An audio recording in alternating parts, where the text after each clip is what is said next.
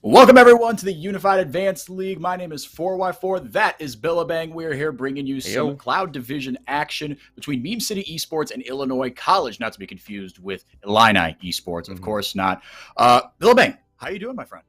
I'm doing great. I'm looking forward to this match. First one of the season. We just got a new patch that dropped yesterday. So a lot of stuff going on. I know there was a whole giant list of changes. So I know a lot of these teams still going to be adjusting to all of those patch notes. And I mean, we saw the durability patch a couple weeks ago. It definitely shifted the meta quite a lot. So we'll see if these coaches have adjusted well and these teams have adjusted well throughout the last couple weeks. I think it's going to be really interesting to even, like, if we were to hop into a time machine and look back at our thoughts right now and say, oh, did they adjust well? I think the jury is still going to be out for a while, but that because the meta is going to take some time to shake out. That being said, there have been some runaway favorites. Let's start with, I mean, things that are a little crazy, like Olaf Top. And then you were talking about Singed Mid right before we hopped on air with, and it's not a small sample size sort of thing. So the meta's kind of all over the place. Yeah, I think for me, the big thing right now, we've seen it on multiple champions, on Galio, Vigar, and obviously Singe, is Predator Mid. It is so huge for roaming for these mid laners. It's absolutely pivotal, especially someone like Galio who has that ultimate can go anywhere on the map. It's absolutely huge. And I feel like mid this season, not just throughout the last couple of weeks, but like throughout a lot of this season, has been very, very volatile. There's a lot of different stuff you can play, but it doesn't feel as impactful. We saw even in pro play and amateur play, we've been seeing a lot of Ari, obviously very strong champion. But other than that, like, we haven't seen anything really, really prevalent. Obviously, Twisted Fate always gonna be a high priority with his ultimate along with Silas. So, I mean, outside of that, there hasn't really been too much flexibility. It almost feels like, compared to other seasons, mid has kind of fallen on the wayside compared to these other lanes. Yeah, and we'll see if the meta right now can shake that up. But like you said, being able to help out your jungler, be able to impact multiple lanes, that's always going to be valuable. And if a team that has the cohesion to pull that off, then that could be a way to play. Kindred has been really high priority. We know in Proving Grounds as well. Yeah. But as you and I were talking about off cast, that takes a lot of coordination to pull off. And if there's one thing in North American Amateur, death taxes and roster changes. Right? I mean, it's roster changes out the wazoo, and so cohesion and things like that, especially early on, you're going to give some grace to some of these teams as far as the more granular details of macro play, shall we say? Yeah, and especially because it is the first week, right? A lot of these teams, maybe some newer players, some players that haven't been with each other for very long, haven't been screaming together for very long. So definitely going to be a lot to think about for these coaches, for the players as well, and just getting the foot on the pedal to the metal right at the beginning of the season, trying to get something started. But even just communication wise, everything's going to be super important here in week number 1, because I mean, you got to start on the right foot. You want to try and get at least something going here early on to give yourself some motivation throughout the whole season. Get into draft. We'll see where these teams decide to place their priority, right? I mean, everything from we've seen, like I said, the meta has been kind of all over the place, and we're interested to see what sort of picks certain players on these teams default to, because Billabang, you and I were talking off cast. There are a couple off roles here. Support, mid. Now, support, Enchanter support and Enchanter mid laners, a little bit by extension, have come back into the meta. So maybe this won't be too big of a jump. Now, we all know support players can't CS. I say that as a support player myself. But that's not really your impetus, your onus, if you're playing that in the mid lane. Yeah.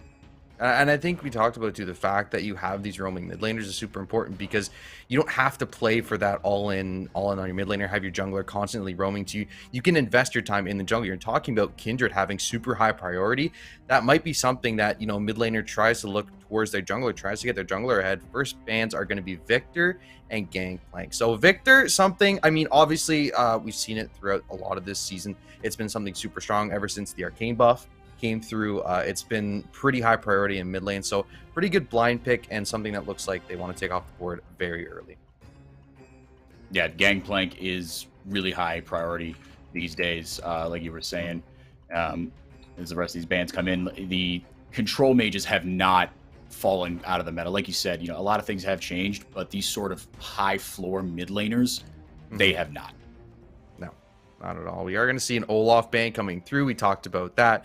Absolute terror in the top lane. And we saw actually Mike playing a lot of that in, we was looking through his solo queue games in ranked. He's playing it quite a lot in the jungle. Not as strong in the jungle as it is in the top lane, but it is a good flex. So definitely a good ban there by Illinois. It looks like Karma also being taken off the board, can be played in both support role and in mid. And we're talking about both these mid laners are actually off rolling right now. Well, they're not off rolling, but they play a lot of other, roles, so it's definitely something that we've seen them both play, so something high priority for both these teams is going to be taken off the board here. Next ban is going to be, that's an interesting one, Kindred. So you were right, Kindred being taken off the board here, both teams not wanting to see that through.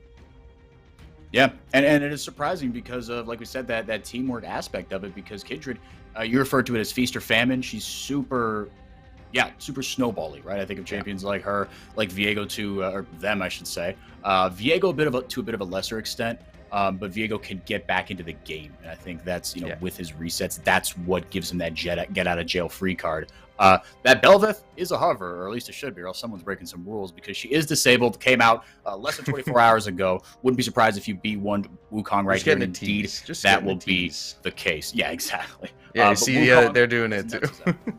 Yeah, they're gonna looks like Illinois gonna hover that one too, but Bel'Veth is disabled, won't be available for 2 weeks for these teams. And Wukong, the first pick, something it actually did get nerfed in the patch notes yesterday, so it isn't as strong, but I still see it across the board. I see it picked so much here, and the Lilia is going to be the answer. Something also got nerfed yesterday, but teams obviously these teams just forming throughout the last couple of weeks, so they have been scrimming quite a lot with each other, and I'm assuming they were playing a lot of these two champions specifically because they were such high priority. They had really good win rates, and the consistency on their damage was really good. So I really like these jungle picks. I think they're very comfortable, and I think most likely they've been scrimming a lot of these two throughout the last couple of weeks. Lilia also was hit kind of by extension, another pick that we were talking about as far as Leandry's nerfs, but Nunu and other champions have been back in the meta as far as we love a spot for an AP jungler. Now Ornn going to be slammed here by Sir Chad of Giga, and I'm going to have a hard time. That is a play-by-play's worst nightmare right now. I'm just going to say Giga Chad, so forgive me in advance. But we were talking about it as Cho'Gath actually gets in here. Okay, I'm gonna wrap up my point on Ornn here. But you talked about, look. Oh, he's locked. Yeah. Wow. This is apparently some sort of evil voodoo tech in the bot lane. I don't know how much you know about that, but I heard. I heard. Some I have not. I think it was Senna Cho'Gath in the bot lane. Cho'Gath. That's what I've heard. So I guess it's like Tom Kench Cho'Gath to an extent, but.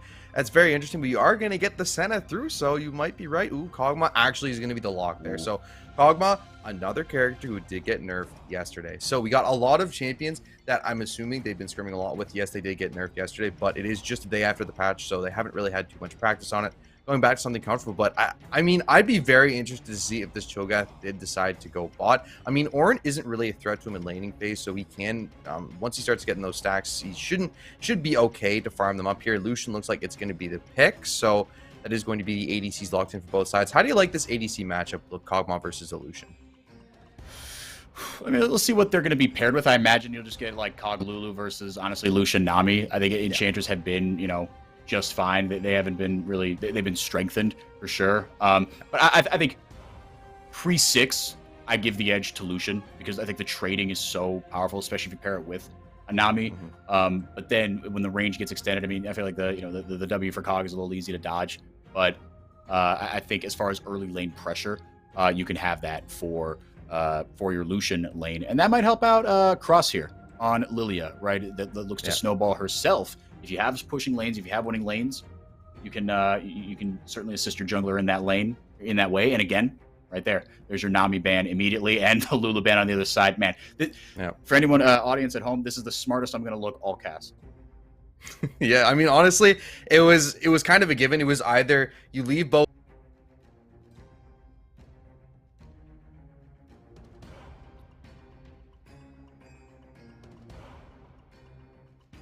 As the rest of the bands come through here, hopefully Billabang is able to get back on the cast here. Having a little bit of technical difficulties, but Renata being taken away as well. Another enchanter that has found her way into the meta.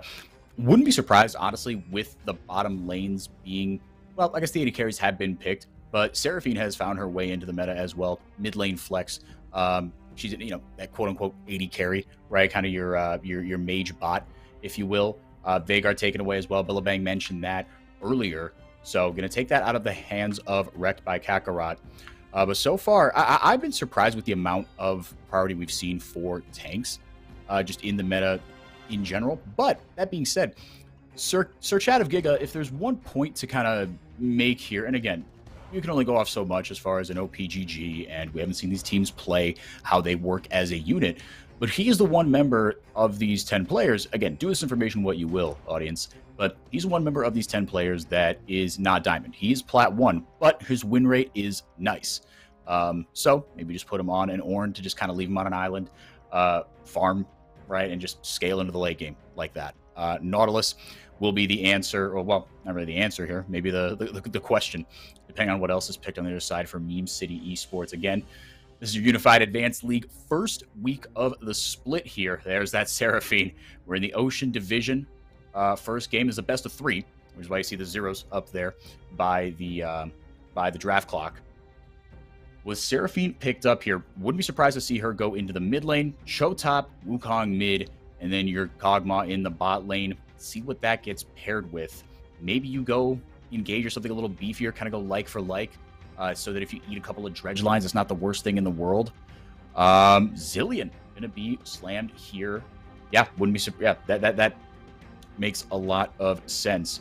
Okay, so I mean, yeah, the way you see it here, you've got a nice wombo combo that can be executed here by your Seraphine Wukong, and then tons of damage in the late game from your Kog'Maw. Now, early on, I think for me is where I see a little bit of not quite a hole in Meme City's draft, but it does feel like this is your classic Protect the President comp, right? This is your classic Secret Service comp. That there can be a lot of eggs in this Kog'Maw basket, excuse me, for Caspian 9, and now the roles have been reversed here. Again, we mentioned both of these mid laners. They've got their fair share of experience in the support role, and vice versa. Lucian mid here is going to be what's flexed up, as now Kai'Sa was locked in R5 for Illinois, so that's what we're gonna have to work with. This is not 12-7 anymore. Whatever they were playing in spring playoffs, where Faker just dumpstered kids on Kai'Sa mid. This is not going to be what that is. So Lucian in the mid lane, all that draft analysis that I was that we were giving beforehand about this. Oh, how's this Lucian going to match up in this Kog'Maw matchup? Guess what? Not really going to be a thing.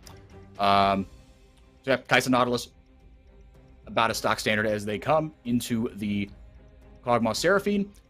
Again, I worry a little bit about the damage for Meme City, Illinois. A little bit easier to execute comp, but we'll get a little more analysis on the other side of it. Going to throw it to a quick break. Hopefully we'll have Billabang back by then, but if not, I'll still be here, hopefully. Knock on that wood. But either way, we'll see you back here from Meme City versus Illinois College, game 1 of 3, kicking off in just a couple minutes.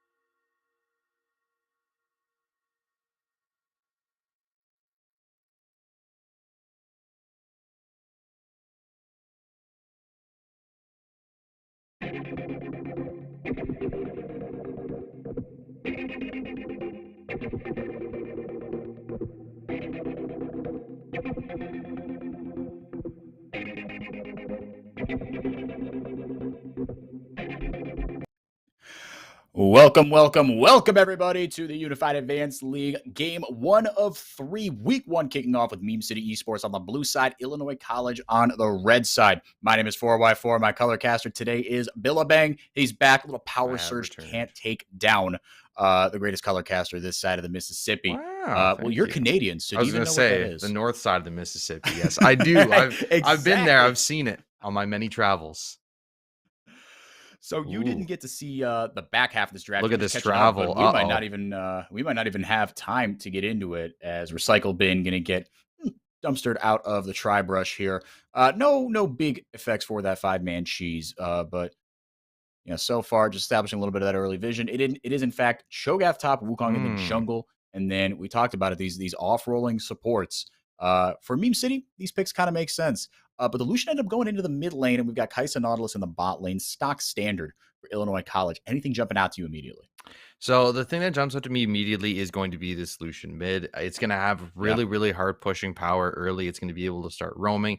I expected to see maybe Nautilus early going for something, because Cog Seraphine can get pretty caught out. I think it really depends. Oh, actually, good ward actually is going to catch him out here. So it is going to be Illinois moving in to take this red buff. So they are going to start on that one, and Wukong is just going to start on his top app. So we'll see maybe some vertical jungling this game. I don't expect them to do anything else. I think it is Lilia Wukong, so I don't expect any early cheeses, especially from Lilia. Maybe the Wukong goes for something, but other than that, no, she didn't get it. Okay, I thought she stole that one away. The effort was there. It is going to be, yeah. Go ahead. No, it was really close. But yeah, no, you're absolutely right. And we talked about how that Lucian, even in the bot lane, pushing power is going to be kind of the name of the game, and maybe that plays into helping Kroos out here on this Lilia. But even on the top side, something that I mentioned was, look, this is like right after you disconnected. Do you think that a part of maybe this is BM of me to say, so I apologize in advance, but if you've got a jungler or a top laner that is flat one in a sea of diamond. Now, Sir Chad of Giga has a really nice win rate. Ornn duty is about as low risk as you can get. I think for me, I look at this game and I really like their team comp. I especially think the fact that you have so much engage with the Ornn Nautilus gives room for 2 ADCs in fights. I think, yes, obviously putting someone on Ornn duty doesn't feel bad. I've been put on enough Ornn duty throughout my life to know that. But I think it still can be super effective, and especially into the Cho'Gath. It's just going to be safe. It's going to farm you up, and it's going to be able to get you towards those items for your 2 ADCs, like the bonus items, very fast, which I think is going to help you out a lot. Because Lucian, you want to get him that item early. Kai'Sa, I mean, once you get those items online, I think it's going to be very tough for the players on the opposite end to have any kind of fighting power against them. Yeah, to kind of that point, yeah, this composition for Illinois College, really easy to execute. Can team fight front to back very well. You've got really nice mixes of damage. Whereas on the other side, especially because this Seraphine is going, or support is literally in the support position, I worry that for Meme City, not only is this composition, again, just as far as team fighting, a little tougher to execute, there's a lot of eggs in this Kog'Maw basket.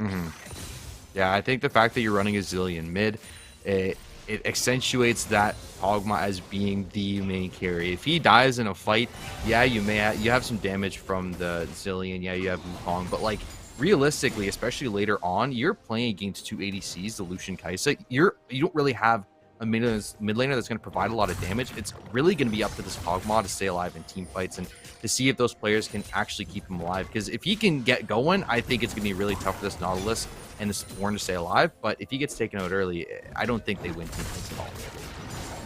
Yeah, you do have, you have mobility defensively for these double ADCs. But yeah, I do worry about, again, this is your protect the president comp, right? Yeah, there's going to be a lot of early onus on FB Mike on this Wukong, because like you said, that's kind of where the other damage is going to come from. And even then, it's all physical. But the Wukong passive will feel nice into double ADCs. So far, nothing doing here. Not really a ton, but it is Meme City. Even though they got the red buff stolen, from them. Well, not really. Was it theft if they saw them do it? Not really, because they ended up matching at farm. Uchogat's going to find Lilia here. Knockup going to hit. He might go for it. Has the silence. Doesn't have any backup, though. Lucian is going to be coming here to help him out. Cross looks like we'll walk away untouched. So Marios gets a couple grasp procs. Always a couple extra HPs is nice for him. But realistically, Lilia able to walk away, just keep farming up. It does have pretty similar farm to the Wukong, though, which I'm kind of surprised by. Because I thought the Lilia at this point would be ahead. But I guess since Wukong has been power farming, it's pretty tough for her. I think another advantage accrued is that Sir Chad of Giga had to TP back, or maybe not had to, but at least felt that he had to, maybe to bail out Cross. But Wrecked by Kakarot was coming up on that Lucian, so maybe that was a little premature pulling that trigger there. So Marios should have the upper hand here in these next few trades. I think realistically, though, is going to go in for a trade here. Going to go for the W. Doesn't get the auto on it, though, so isn't going to be able to pop that. Passive, level 6 for the Cho'Gath top lane. Zilean actually going to come up here as well. I'll be interested to see if they actually go for this dive. Ornn not having 6-8. He might get this wave. He has to kill this. Oh, this caster has to go down. Yeah, taking a lot of aggro is Night Saucer. Chad of Giga right back in there with the Searing Charge. Ornn's got that sneaky damage. He's going to go for it. Yeah, he's going to go for it. I don't know if he sees FB Mike there. Yeah, he's right on a control ward. Yeah, a defensive ult there by the Ornn. And as a result, Wrecked by Kakarot just feasting in all that farm. He's up almost 15 right now. Yeah, and he's getting those plates in mid as well. Look at 160 gold in his pocket. He's going to be able to walk away here, no problem. Down towards the bot because he knows Wukong is on the top half. So a couple bombs going to come down here. Actually, he's going to get the stun, but Nautilus, they are on near the dragon right now, as well as Lilia. So Zilean can't actually force anything. And that's going to be a dragon over for the side of Illinois College. Culling going to be pulled out here. Not going to be able to kill, though. No, that's going to be... It's on a relatively short cooldown. You see a lot of Lucians dump the culling into their opponents, kind of with no regard for the cooldown.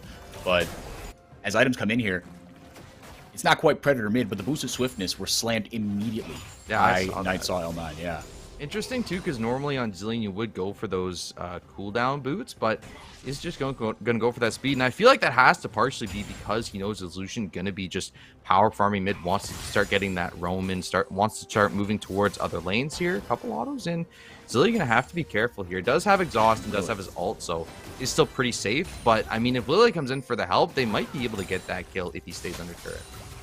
Oh, I 100% agree with you. Yeah, I mean, it's unfortunate that that's the downside of all that pushing power, right? Is that you've got to work on these dives under tower. But if that wasn't the case, and if Wrecked by Kakarot can manage that wave, he's got so much kill pressure right now. This is a 4-man dive. Yeah, as the might not be on the top side. Now here comes the TP from Marios. He's going to TP down to that tower. Now Lone Force took all that tower aggro. But now's in a little bit of trouble. There goes the Rupture. The feast should be enough. First blood over to Caspian 9. And now here comes the rest of the gang. It was Illinois College that initiated the 4-man dive, but on the other side of it, coming away with 2 kills so far is Meme City. Rupture just going to miss Lone Force. Nightsaw hanging on by the skin of his teeth. And close only counts in horseshoes and hand grenades. Oh, God. Gotta be careful. And Kaisa W's, apparently. Let's see if they go for anything else here. Ooh, oh, is that a kill? Oh, Exhaust down, very good. Beat drop, the encore to follow up. Recycle bin hit 6 at the perfect time. It looked like it was maybe going to be a 2-for-1, but Meme City come out on top in a big way. Absolutely huge. And I mean, honestly, that was just perfect power aggro balancing. 4 kills over just the 1 back for Kaisa. And I mean, realistically, it was actually a good try for the tower dive, but unfortunately, the Zilean and the Wukong were able to get there in time to bail out the teammates, and kill just couldn't come through there. I mean, if Kog'Maw goes down and Lucian's able to dash out, maybe they get another kill over, but realistically, like, it's just so tough at that point when there's 4 people collapsed on you to really get anything done. Sir Chad of Giga might have overstayed his welcome here. He doesn't have any magic resist. No magic resist, but he does have a magical ram deity to summon. Throwing that out seems like on cooldown for the second time in a couple minutes here at level 7. Yeeting that over, still TP, not back up off cooldown, but has to burn that. Yeah, I mean, yeah, Nightsaw L9, I haven't been totally impressed by the laning, but it's not like he hasn't been making his presence felt. These Boots of Swifties, yeah, like you said, just trying to make him match the roams. And so far, so good here. Meme City coming out on top in terms of the kills, but farm differential is speaking for itself. You look it up at the gold. Illinois College actually ahead by 100 gold. Probably going to change with this Herald right here, but still. Yeah, just a small gold lead right now. Looks like another 4-man dive coming in. They want to go for it again. If at first you don't succeed, force the flash out of the Kog'Maw. You will absolutely take that. You talked about a Billabang. This is a vulnerable bot lane, and that was your last get out of jail free card for the Kog'Maw. Yeah, and the key thing, too, is the fact that Nautilus going to hit 6 here on this wave, so they have to be careful, but Lucian looks like he has to go back towards mid, and that's going to be at least 1, and they have the Herald as well, so I'll see. Maybe they'll go for 4 here and force this Lucian to stay mid, because that would be absolutely huge. If you can force a Lucian to stay in lane, it's going to make his prowess way less felt across the map. Yeah, and maybe they had some intel that Cross was on his way, or at least didn't have eyes on him otherwise. Because I agree with you, right? If you nail down that Lucian, and you get a ton of value into both Mike and Nightsaw, out of this Wukong and the Zillion, a lot of gold there, and you break open that mid tier 1, the game just opens up from there. Speaking of the game opening up and pace of play, it has been a very exciting game so far. First mythic of the day coming online here for Sagewabe here on the Kaisa Kraken Slayer into what is going to be a very monstrous Cho'Gath eventually. But otherwise, yeah, 1 kill across the board here for the members of Meme City. Probably a couple more mythics going to come in on the other side. Kog'Maw, of course, he's not really going to go for that mythic early on. You think Ginsu's, you think Blade of the Ruin King, but he's got boots and an item as well. Interesting there. I mean, the key right now, if you look across the board, gold pretty much even, and that a lot of that is because of this jungle, right? You look at it, despite the fact that Wukong has a kill, Lilia doesn't. Lilia is still almost 300 gold up on this Wukong right now, because he's been having to answer a lot of these initiatives that this Lilia is bringing to the table. Lilia, obviously, a couple of ganks down the bot. Looks like it might get a fight here around the dragon, or going to TP the turret, so this might be a 5-man in the bot for both sides. Illinois College really wants this advantage in the bot lane. We talked about it. It's absolutely feasible. You got to find a way to shut down this Kog'Maw. Here comes Sir Chat of Giga out of nowhere. The Ornhorn right into LA Nightsaw. L9 has to hold himself. Marios is low. He's going to fall asleep. Wilton Lullaby comes through. The wild stars on Illinois College. Oh, she's alive! Low, but they might not be low enough. Escaping by the skin of his No teeth. way. No way she gets out. Cross. Yeah, and burned the flash already. So at this point, just playing Dance Dance Revolution, trying to buy his team enough time. Oh, watch out, Eve. But Recycle Bit gets out of the Dragon Pit, and now overstaying his welcome is a little bit too long. Caspian 9 trying to get himself in range to lay down the killing blow, but instead it finds himself in the gray screen. An absolute banger of a fight, and it looks like Illinois College coming out on top. I mean, the fact that Lilia able to get the reset and got that land use was absolutely massive in that fight. So much DPS being put down. You see, the real difference there was the mythics. You see, for Gale Force for the Lucian, you see the Kaisa with Kraken as well as the jungler. Like, the fact that you had those items in your inventory, just Cho'Gath is sitting on his gauntlet and Kog'Maw sitting on the Gwinsu is just not going to be enough in that fight, and it means that they get the dragon and they win. Yeah, the item differentials in these early fights paying huge dividends here. Illinois College right back in the driver's seat. We talked about it, even though they were down those 3 kills after that very back and forth series of dives in the bot lane. Illinois College still up about 100 gold, despite the Herald that hasn't been dropped yet, to be fair. A lot of the value of the Herald obviously comes from the gold you can get with it. That's starting to tick away here. Did it just expire in FP Mike's inventory? Oh no, just put it down in time. Oh, man. It disappeared. I wasn't sure where it went here, but I think they're going to get that onto Caspian and Mike. Yep, $160 each. And that top or that bottom tier 1 almost on its way down. Would be the first tower of the game.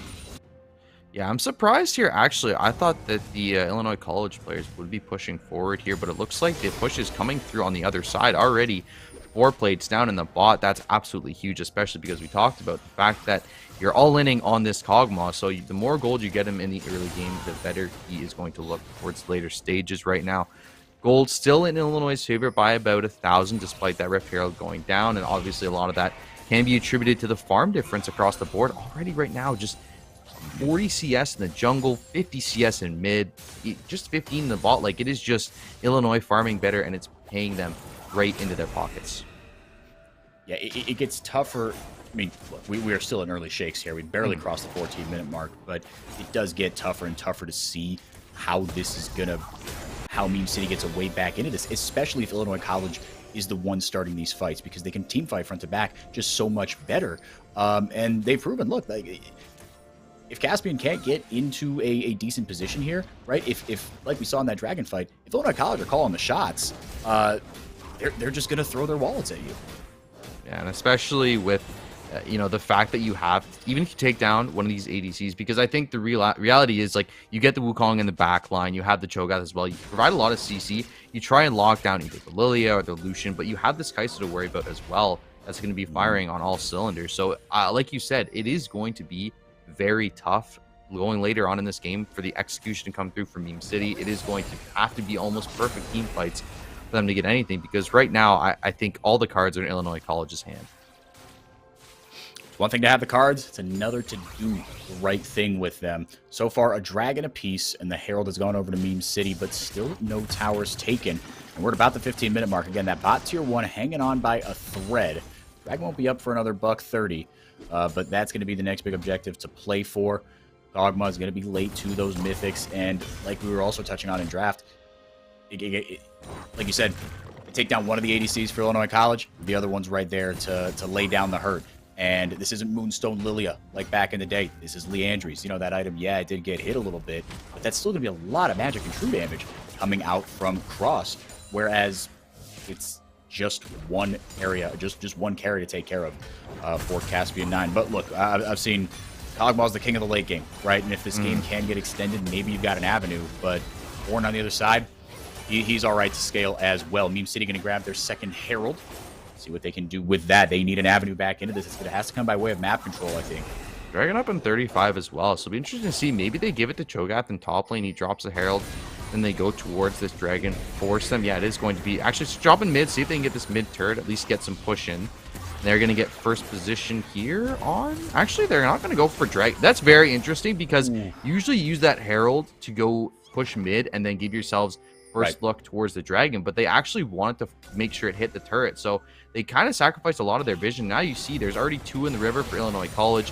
They have 3 in mid, so they have full priority over this Dragon. I don't see a way into this for Meme City. No, this is really tough, and there's nothing to trade for it either. Maybe you can send... Look, all 3 tier 1s are hanging on by a thread. Mike goes in, can't quite find exactly what he's looking for. Cyclone into the back line, but he's a level down. Bunch of CC into the back line. Can Caspian not get in range? It might not matter. The sleeps come in, and now it's Illinois College that are on the front foot, turning the fight. Cross again. How does he keep doing it? Oh, absolutely brutal. Flash into the wall. And that right there is a microcosm of how this fight is going. Or in Meme City, or did I speak too soon? Because Marios is taking a bite out of Illinois College. Cross hanging out by, surprise, 30 health. Goodness. Marios can't get back into it. Recycle bin healing up his massive Voidling pet here. But somehow, some way, I think Illinois College might be able to get away with this Dragon. Marios is big. It's going to be tough, though. There's no mana on the Ornn right now. Lily at 30 HP. Lucian barely any HP as well. And look at the healing coming through. There is... Oh, Cross going to die to the Dragon. Oh, the jungler's down. This is their go button. They have to go take this. Yep, I mean, the only good thing about this is that you got the execute, and you didn't give gold to anyone, but with Marios there, you don't need smite. You have a Cho'Gath. He can take a bite out of this Dragon, and just like that, I mean, Illinois College won the fight, but Meme City walk away with this Dragon. A little bit of a sloppy take, but they should be able to clean it up. Yeah, they will be able to get this W in. There's no smite up just yet. I think he does have it now, so we'll be able to take it. They're waiting for Cho'Gath ult, so he is going to get the stack hit. So in the end, they do get it. I think the key in that fight, too, at the very end, was the fact that the Seraphine able to heal up this Cho'Gath. So when he walked in, got the ultimate down, was able to stay alive. And because he's walking in, you have that Seraphine healing coming through, and obviously his natural healing as well. It was just such a tough position for Illinois to take, because you didn't have any minions for Lilia to heal up on. So she had to walk forward and try and take that. Unfortunately, a little bit too much AoE from that Mountain Dragon. It means she goes down, and Meme City actually get the Dragon and have 2, which is surprising because of all the momentum Illinois College has had in this game, especially looking towards that mid bot.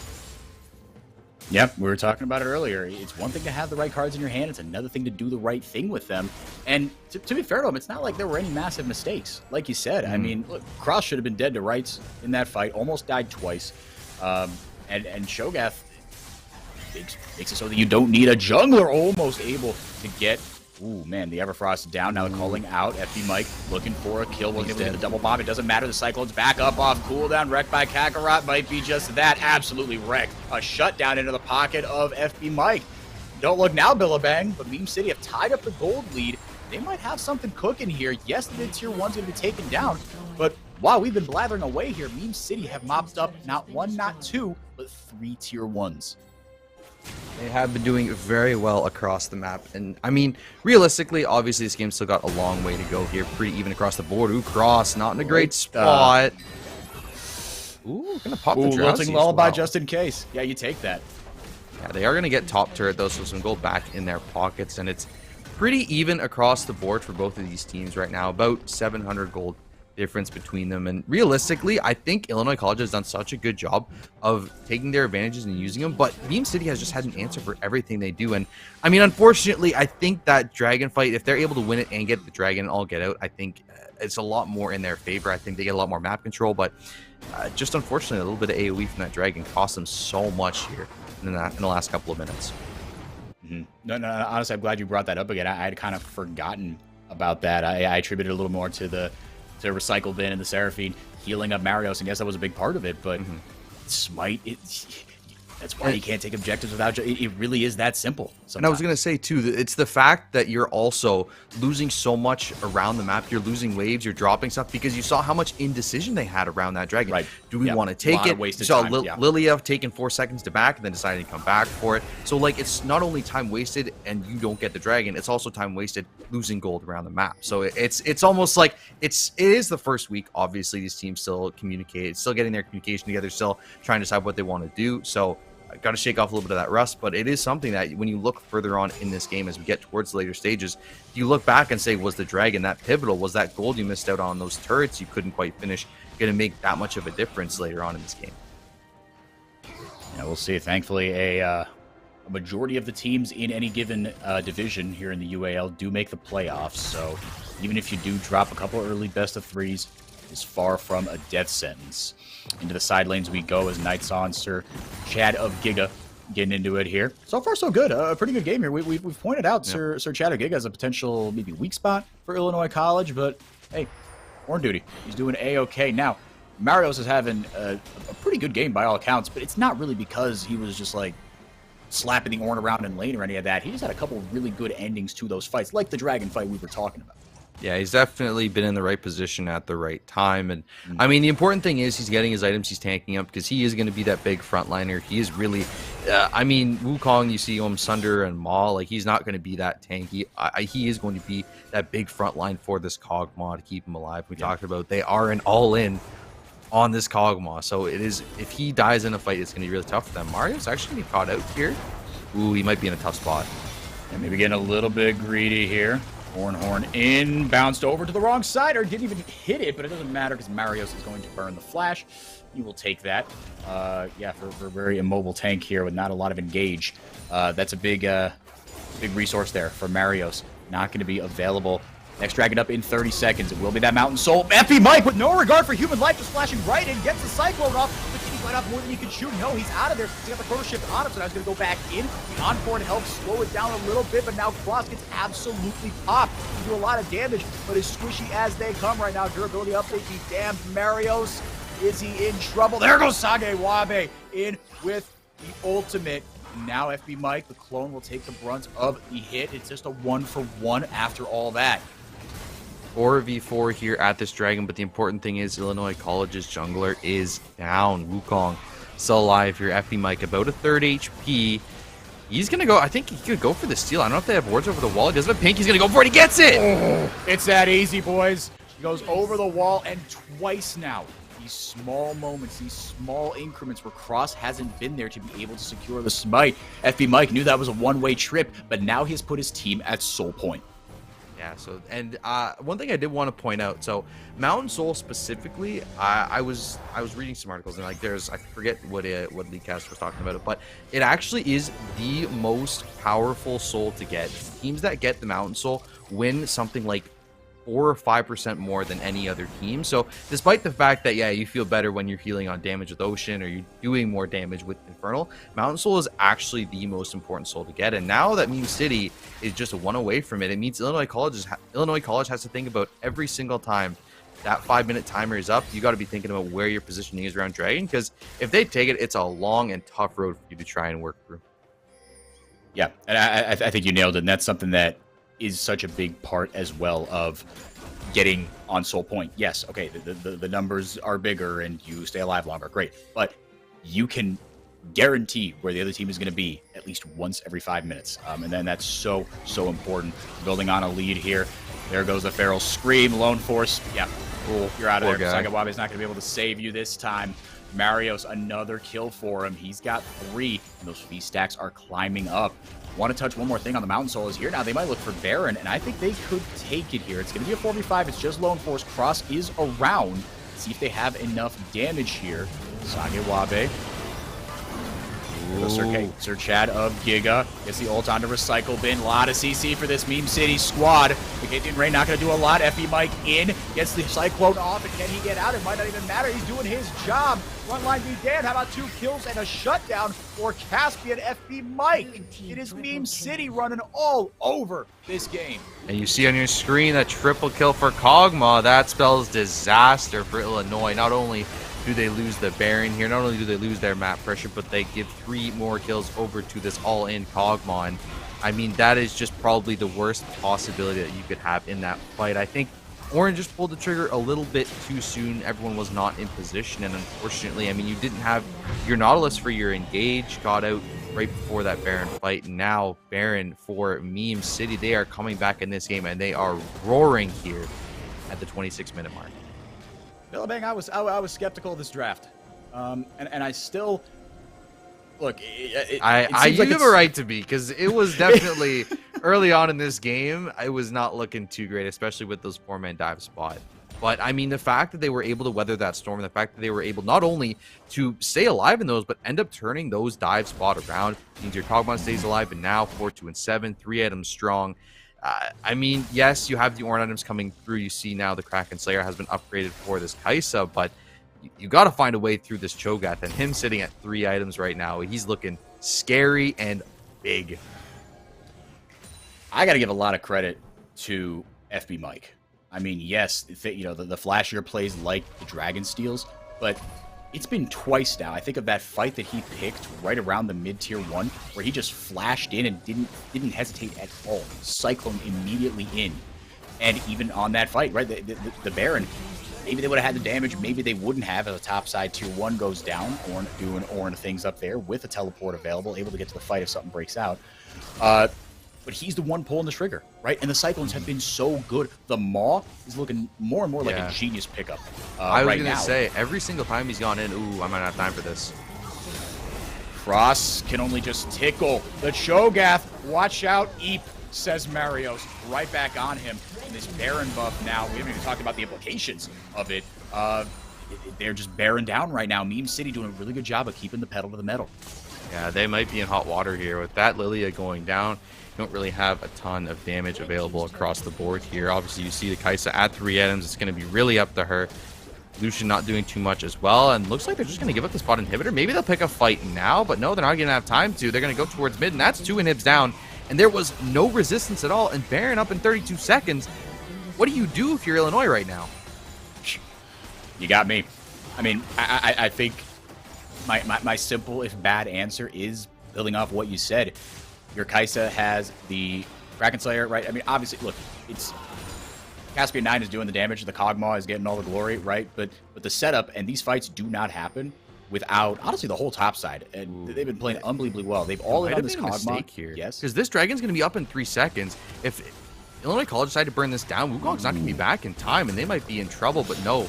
They're not going to go for it immediately, and it means both junglers will be here. 5v5 for the soul. Here it comes. Yeah, here we go. This is last ditch for Illinois. I think it is up to that Kaisa, like you were saying. Billabang's got the LDR, and the Kraken Slayer is going to be up to her to choose through this Cho'Gath, but that is no small task. What goes FFB Mike with the flank. Absolutely beautiful. The Wombo combo is in. Wrecked by Kakarot dumps the whole culling into FB Mike. It only just barely takes him down, but after so long, Mario's health bar is looking like a ruler. He is absolutely untouchable. Night Saw L9 getting another kill there. 2 for Recycle Bin. Just spreading the love at this point. Sagewabe, all he can do with no mana is wait for his inevitable doom. If that's not the final nail in the coffin for Illinois College, I don't know what is. Meme City roll to a Game 1 victory. Absolutely stomped here. All credit going to that top jungle duo. Obviously, Mike not getting the stats to show up for it, but he was absolutely massive in all of those fights.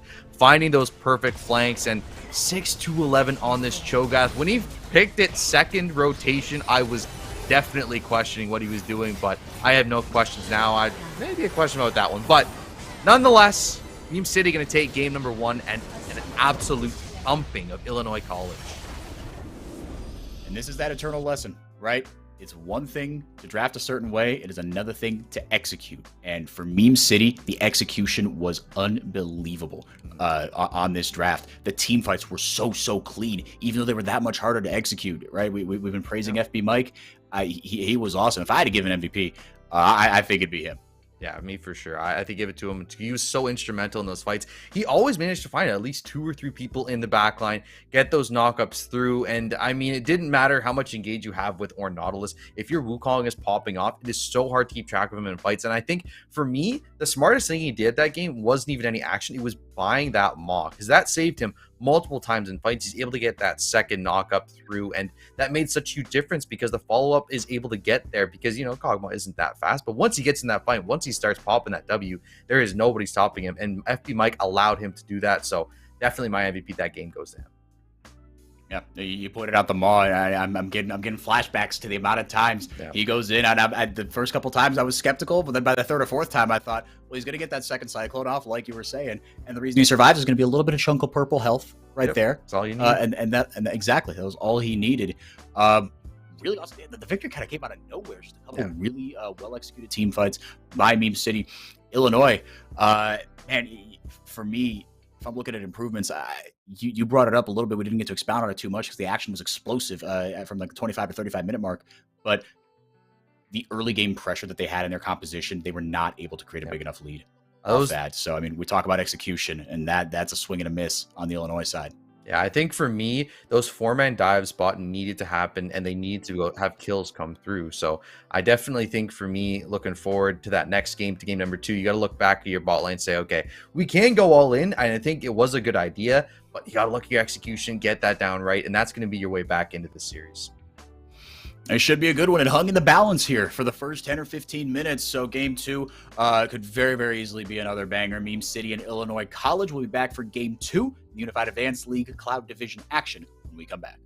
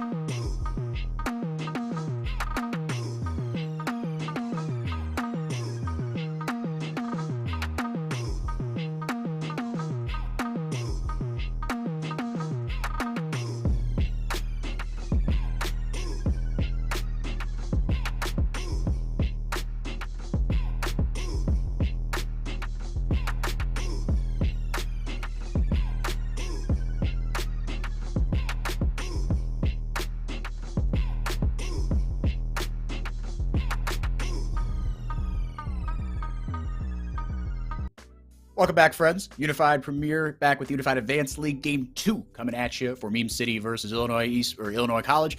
And if Game 2 is half as fun as the end of that Game 1 was, because the beginning of the Game 1 was a bit of a snooze fest. But man, that thing exploded like a water balloon, to the mouth. That thing got really spicy really quick, and we learned a valuable lesson in execution, did we not? We definitely did. I feel like after that third dragon where the Lilia died to the mountain and then they came in and took it after, I feel like after that the game just went from like a 5 to like a 10, and just every single second there was fights happening. Every time the dragon was up, it was 5v5. Nobody cared about side lanes. It was all about team fights. And again, I got to give props to the jungle there for the side of Meme City. Definitely Wukong stepping up when he needed to. Was struggling a little bit in the early game, not quite keeping up with the farm, just looking for more ganks. But in the end, worked out really well for them. And now they're up 1-0 in the series. And I got to ask you, right? If you're Illinois, do you start thinking about that Cho'Gath and where maybe he fits into those bans and picks? I feel like it feels so bad to ban a Cho'Gath. It's true. It's actually on there so many things that I feel like are higher priority. But like, I wouldn't be surprised. Just like out of respect. Like, I don't know. I like to think that there are ways to shut that down. But if I knew more about that, then I'd probably be coaching and not casting. So I don't know, man. I think if anything, the Wukong could find its way into the bans because it's so flexible. Like, you don't blink twice about B1ing that thing.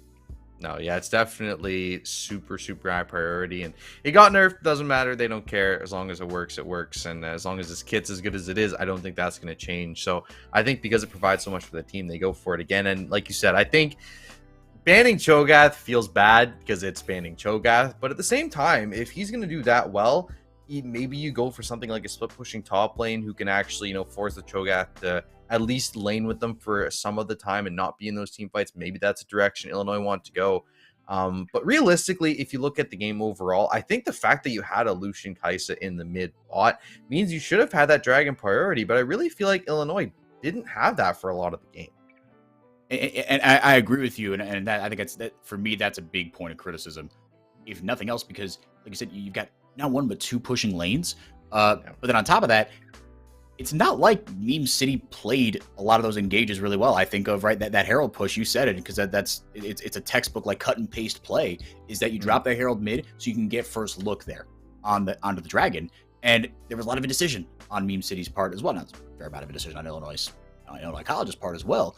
But it's not like Meme City was, their early game was just some brilliant macro masterclass either.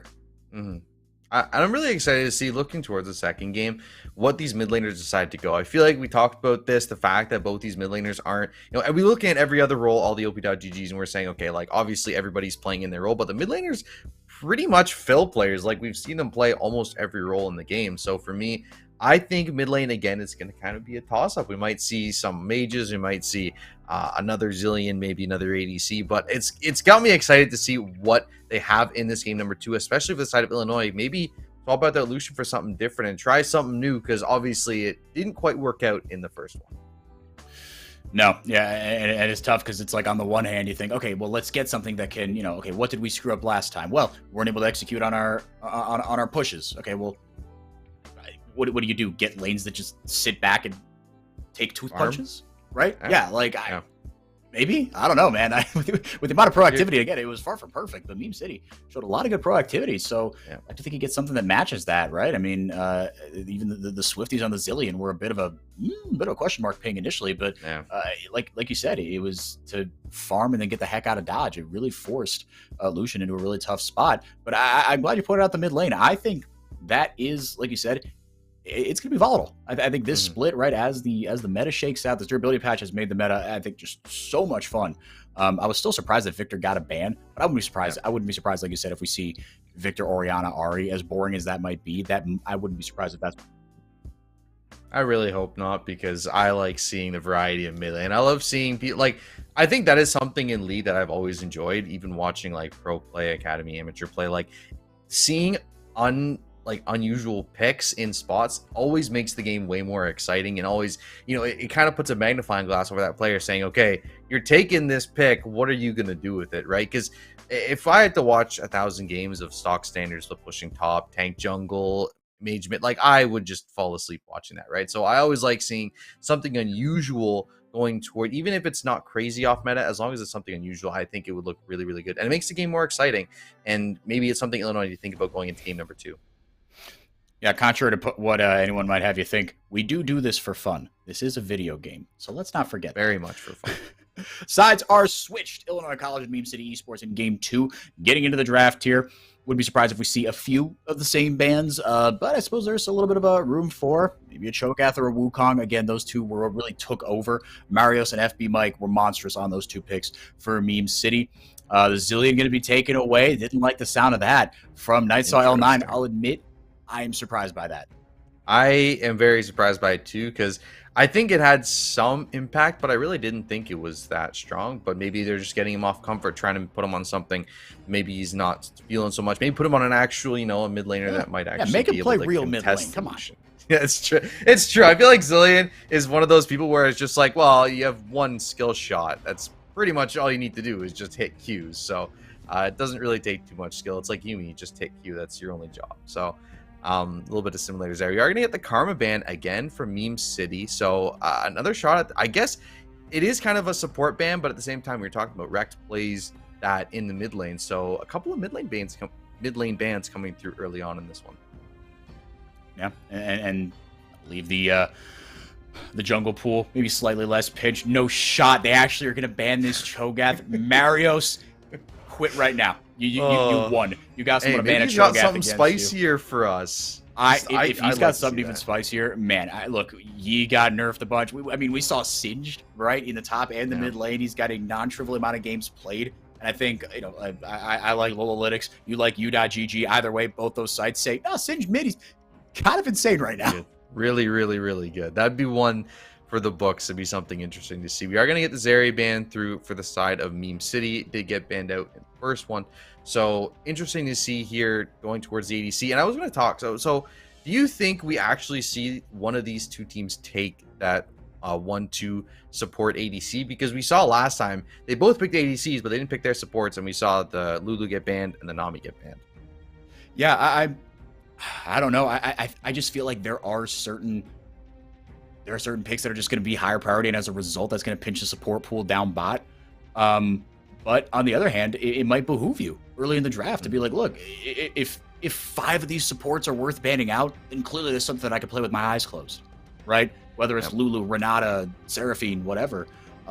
Victor getting banned away again by Illinois College. No, I don't think it'll happen, but I think there is precedent for it. I think you could, just because of how strong some of these enchanters are right now, and especially if you're Illinois College and you want to double down on no, we believe in Sagewabe. We believe that we can get a handle on this game via bot lane control. Yeah, sure, slam Lulu B1.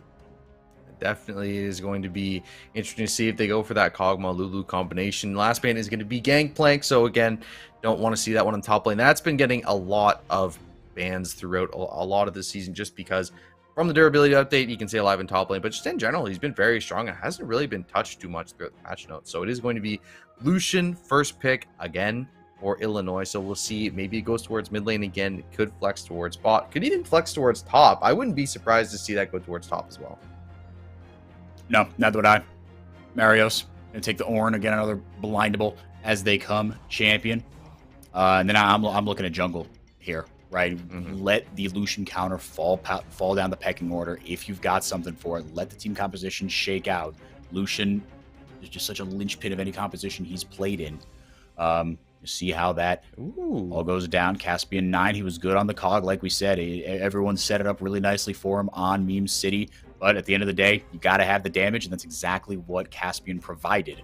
So Kog'Maw going to be locked in here, and the Ornn as well for Meme City. On the other side, let's see here. Like you said, that Lucian can be flexed into really 3 lanes right now. You know what I think would be really good right now? So an ADC pick that's been risen in priority, but haven't seen too much. Never mind. My whole point is gone. Man, I was gonna say I wanted to see a Vayne Lulu bot, because that's been super high priority. Both those champions have been looking really, really good, and it would have taken the Lulu away for the side of Meme City, but it is going to be the Nami lock. So we're gonna get Lucian Nami bot lane. Illinois College does not want to get slammed again in lane like it did, so they are going to whip that one out. It is going to be the Mordekaiser here. So Mordekaiser, also can flex between top and jungle. Oh, please, No pick shot. It. Let's Pick do it. it. Come Pick on. it. Pick it. I don't think I've ever No! casted a. Dang it! I don't think I've ever casted a Singed game. Oh, I was so wanted that to be the ready one. for it. All right, Mordekaiser. Yeah, so that's gonna go into the top lane. No sneaky BS there. I would have liked the Vayne too. I'm glad you brought that up. Yeah, and I'm glad the Vayne's back in the meta just because she's so much fun. But if Meme City are gonna, with an Ornn, with a Kog'Maw, right? You're gonna have things to protect it, and that Vayne would have been really nice into it. It's like a Kog'Maw, right? You can just shred right through tanks. You're a little more mobile as well, so you have a little bit more of an oops button. Renata Glask, that's her full name, so the whole dang thing with respect. Thank you. That's going to be what is paired up with Kog'Maw. Not quite Lulu, but it's not like it was taken away either. I'm a little surprised that isn't what they're going for, but there is some good wombo potential here for Meme City with Renata Ornn. Yeah, I think the problem right now, I'm looking across the board, winning top lane for Illinois, also winning bot lane. So depending on how you draft this mid lane, you can get yourself 3 pushing lanes early on in this game. And it's going to be really tough for the side of Meme City to have an answer back, because like we said, mid lane right now isn't really super strong, is very volatile in the picks, so it's going to be tough for them to find a clearly winning matchup. Meme City does have last pick though, so they will be able to get a counter through, so maybe they go that avenue. But regardless, the ban is going to come through here. It's going to be Wukong and Kindred, so a couple of junglers taken off the board. Yeah, this makes a lot of sense here. I'm surprised that honestly jungle slipped this far down the pecking order, but it's almost like you show Lucian and then Kog'Maw, and then it's like, okay, well, we've got to answer these, right? We've got to do something about this bot lane. Clearly, these are going to be, snatched up. We need something strong into it. So there's going to be 2 enchanters in the bot lane, the top lane taken care of as well. And like you said, Meme City, they've got that last pick. So I suppose Lucian technically could still be flexed in, but if you draft Nami, you kind of play your hand there. Yeah. Let's see what Recycle Bin can do. I think there's a lot of onus on him if you're looking at this purely from a draft perspective, right? Again, it's about execution as well, but just on draft theory, Recycle Bin's got he's got a lot on his plate here. Yeah, definitely has to step up here, and we saw how good the Kog'Maw was last game, so we could see maybe if they can do it again here for Meme City. But regardless, I think Renata really good pick with him too. The fact that you get that res keeps you alive to try and find those kills. Super important in fights. It's like having a zillion without actually having a zillion. So the fact that you can't put that down there is going to be super helpful. Ban going to come through. It's going to be the Olaf. So another, technically a jungle ban, can be a top lane ban as well. But regardless, it is going to be that taken off the board. And Nocturne going to be hovered here and picked. So Nocturne to come through here has been very prevalent throughout a lot of these games. Obviously, hasn't been as strong throughout the last patch or 2, but still very high priority for a lot of these junglers. And FB Mike, he was the linchpin last game. And again, just looking at OPGGs, 58% win rate on Kog'Maw for him in 142 games. It is his most played champion. So you want to talk about taking someone off comfort? Well, you just gave FB Mike a lot of comfort. A downy blanket here. You gave him the comforter. You gave him 6 pillows that are really unnecessary that everyone has on their bed. Do you have those? You don't have those, right? No. You can see I got you're a sensible human being. You don't have unnecessary pillows. No. I don't have that body pillow that a lot of people have. But I see the Veigar coming through here. Very interesting. They're going to be opting in towards that Veigar. It is going to be the Orianna answer here. So I don't really know the Veigar Orianna matchup too well. I don't really know who shoves too hard there, but it's going to be interesting to see where this all shakes out, because realistically, I think a lot of this early game probably going to favor Illinois College. Yeah, I think the late game is anybody's guess. I think the team fighting's still really good, right, for Meme City, but early on, a lot of onus on Illinois. I completely agree. And I'm going to be looking at that bot lane again, right? If you're after yourself, Lucian, Nami, here we go, man. It's not like you've got no excuses, but this is really strong. And then Cross very little as excuses. Well on this, yeah. And then Cross as well on this Viego. Want to talk about a feast or famine champion, right? It's not quite as bad as Kindred was the example we gave last game, but it's in a similar boat. Yeah, definitely. I think for me too, the onus is on the bot lane there for Illinois, just because how the last game went. Obviously, they didn't find any kind of their footing there. And, I mean, yes, the Kai'Sa was able to get a couple kills across, but just wasn't impactful in team fights. And I mean, it wasn't really their fault, just because Mario's with Cho'Gath was just like unkillable at that point. He was at like 3.5 items, and it doesn't matter what you're building, you ain't killing him. But realistically, it is going to be on them. They have the Lucian Nami, which we've seen so much of throughout the season, and I love the fact that it's still meta. It's amazing. But regardless, I think it is on them to try and find a lead in the early game, transfer that into the mid game, and try and get themselves ahead before, you know, this orange starts giving out items as Kog'Maw gets on 3 items. Because that is really when Meme City, again, is going to really turn up their comp. Was that sarcastic about the Lucian Nami? That you're happy it's meta? No, I love that it's meta. It's amazing. I love playing bot lane and just seeing everybody slam Lucian Nami and knowing that I'm going to lose lane no matter who I pick. It's great. Oh, I love it. So I'll leave it. We can put a poll in the Twitch chat or something. How much sarcasm from Billabeg here. Let's talk about this top lane matchup. Is there anything to talk about? I mean, Mordekaiser, yeah, he can lane fine, I suppose, but the real prowess is in the team fight, right? I've played this matchup probably like 200 times. Really? And yeah, it is the most standard. Like last year, this year, it has just been Mordekaiser Ornn, and it is pretty much just Mordekaiser pushes early game Ornn.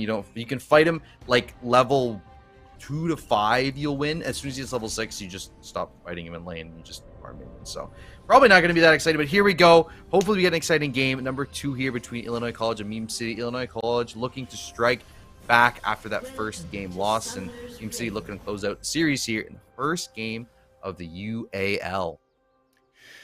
Yeah, this is how you want to start it off. If you're Meme City, a really strong, really dominant looking game 1 after a while. It started off a little sloppy. But man, when they got a hold of that game, FB Mike and the boys just absolutely ran over it, and they've drafted themselves.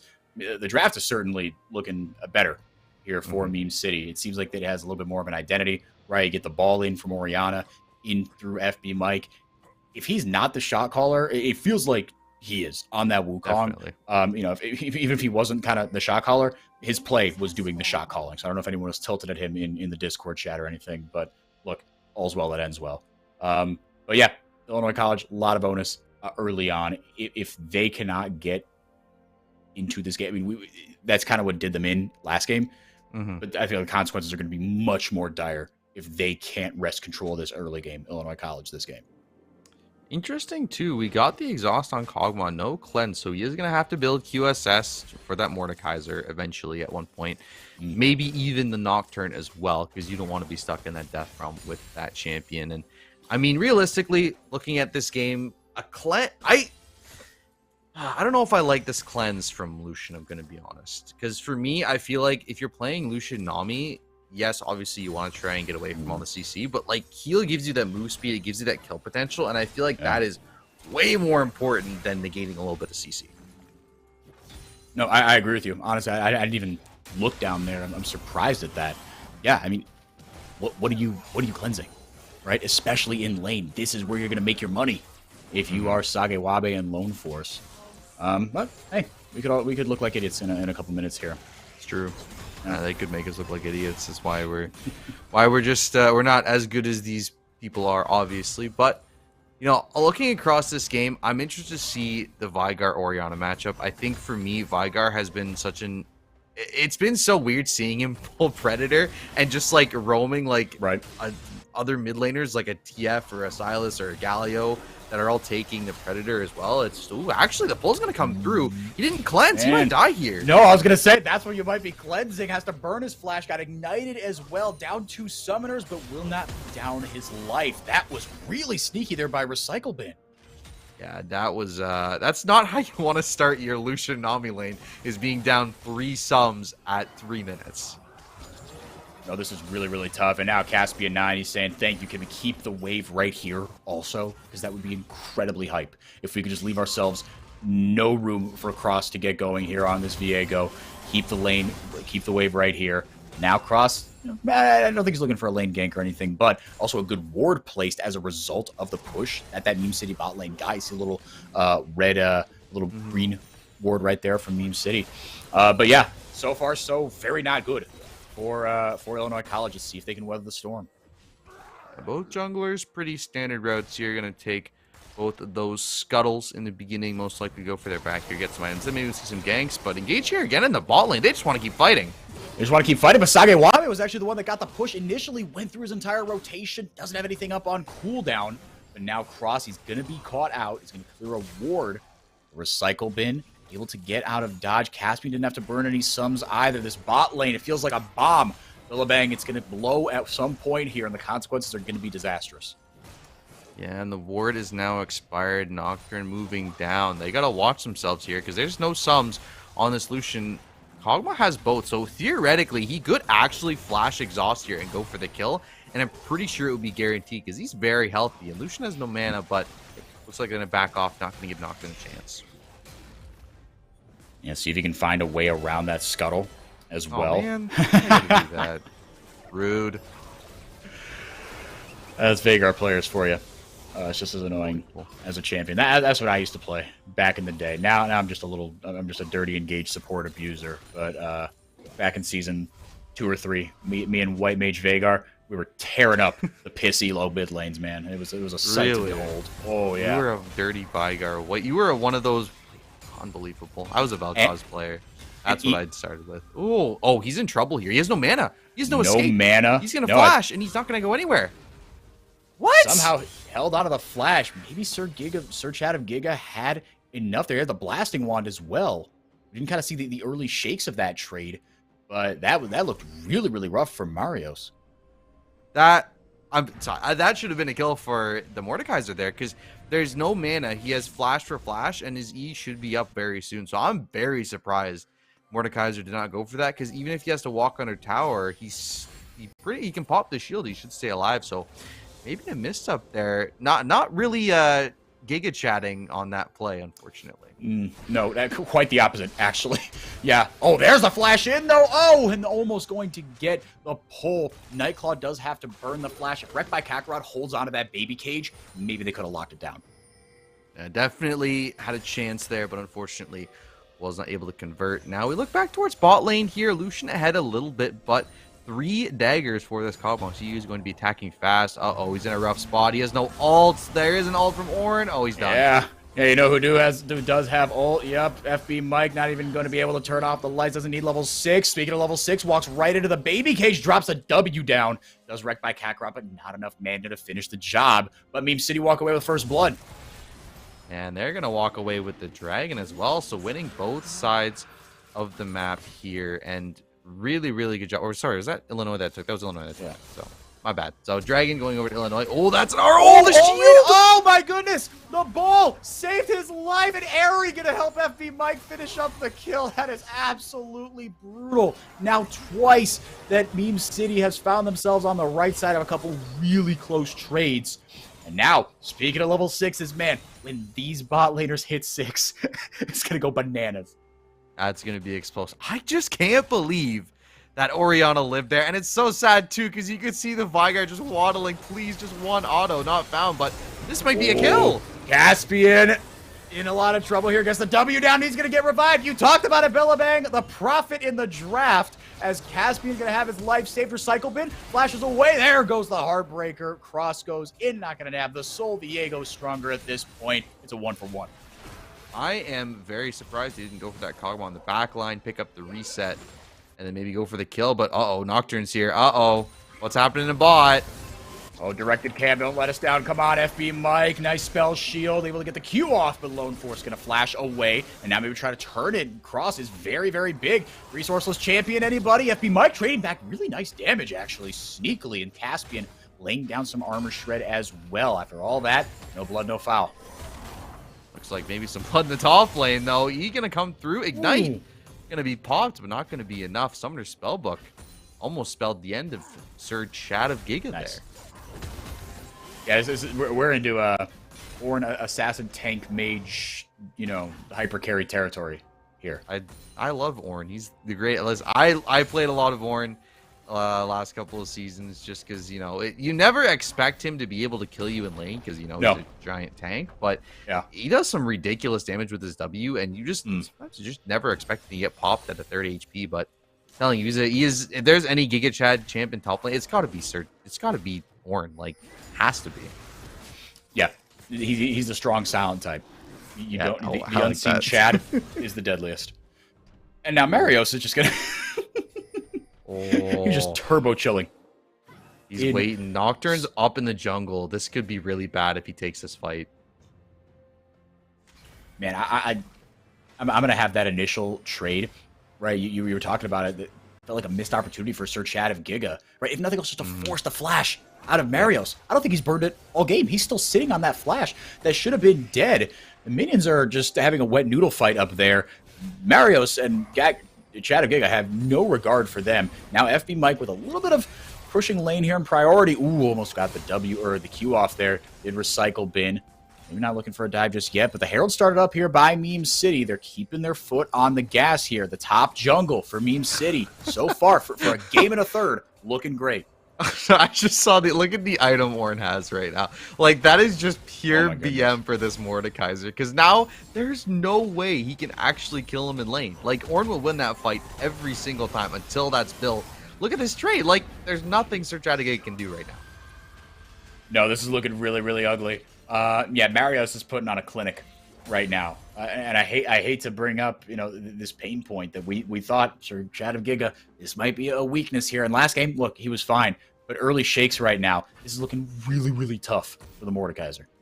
Yeah, because until he gets that Riftmaker through, he is never going to win this 1v1. And the whole point of picking the Mordekaiser into the ult in bot, never mind, I don't have time for it. All right, the Heartbreaker out. Cross is in some trouble. Does have his flash, maybe not in that much trouble. Now going to throw down the mist, maybe looking for something in the bot lane, but he knows that FB Mike can answer. The culling gets dumped into recycle bin. And that'll be all she wrote. Says High Noon Lucian. It's nothing out of it.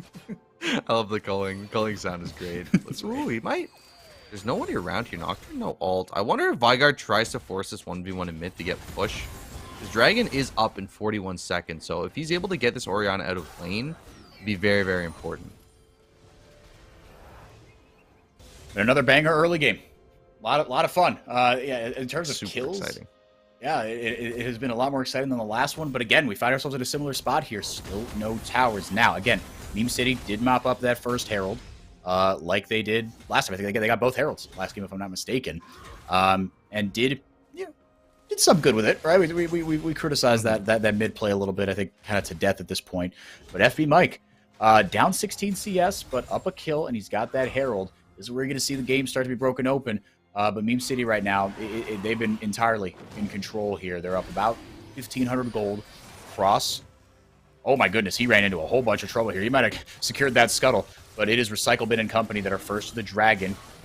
They're going to try to maybe bait it at Mike. No, he is very at home in the Dragon Pit. Oh. And now very nice Shockwave. Baby Cage to get the disengage here. There goes the Tidal Wave as well. And now fighting a fight on two fronts is Meme City. FB Mike might have been off more than he could chew. Low Force, he's down. That is good night, Sweet Prince for him. Sagewabe gets exhausted, but he might be able to get out of dodge. Oh no, you forgot that the lights can get turned off. FB Mike 3-0 through a game and a half. He is the reason Meme City are dominating like they are.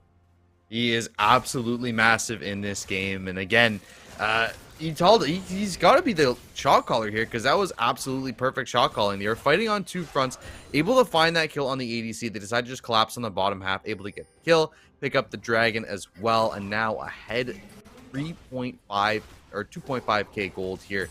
And a lot of that, you know what's funny? I'm looking at the farm right now. Again, never in a million years should the Ornn be ahead by 20 farm in this matchup. No. But Mario's just putting on a clinic right now, and Search Data Giga just doesn't have an answer for him. And he went with the steel caps as well. Oh, don't do it. No, that's just BM. I think that's got to be trade back for that. What was it, like level 3 or level 4 when the Veigar walked up and queued? It's just BM for that. It's got to be.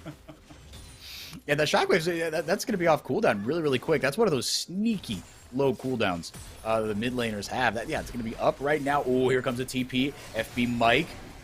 Going to drop down the Herald. Don't think it's going to be enough to take down the tower. Cross in, gets the stun off onto Nightsaw, but again, he's got Flash, he's got Shockwave, flashes away. Going to wrap it up, and he does exactly that. Cross is in some trouble, gets some healing, because Viego can do these kinds of things, and it's shut down gold into the pocket of Wrecked by Kakarot.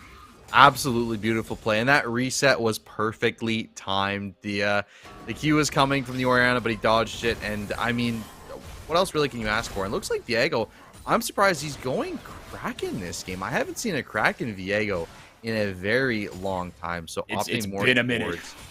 that damage route. Normally they go Sunder. I'm kind of surprised. Why do you think he went Crack in this game?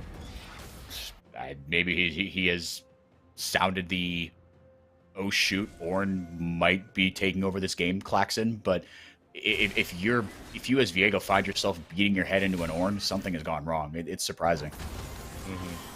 I would agree with that one, but regardless, Meme City up 2k gold right now, and Illinois College just doesn't really have an answer across the board right now. It looks like they are getting some gold in their pockets. The Mythic's finally coming through. You see the talked about the Crack, and we see the Everfrost here, as well as the boots completed for the Vygar. Oh, flash ult from Renata. What in the world's going on? Ooh, they go wide, and now trading back a wave of their own lone force, but not enough. As Sage Wabe is the lone survivor, support giving their life for an ADC. What's new? No, 0-2-2 for the Nami Lucian, 0-2-1 for the Lucian in the matchup. Just not what you're looking for to the bot lane. Maybe this is Cross. Lands the stun. This is potential. Yeah, Cross just trying to take matters into his own hands. Really good return CC by Recycle Big. Can he get the W off to get the reset? No, not going to be enough. But now Cross has so much damage. And the healing? Well, it didn't even matter what item he built because he was absolutely immense that fight. Cross taking matters into his own hands.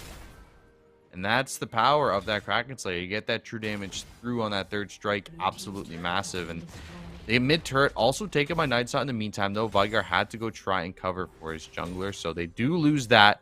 But overall, I think the fact that you're funneling gold into this Viego is going to look really good. Ooh, stun come through. Uh-oh, you're in a bad spot, Nightsaw.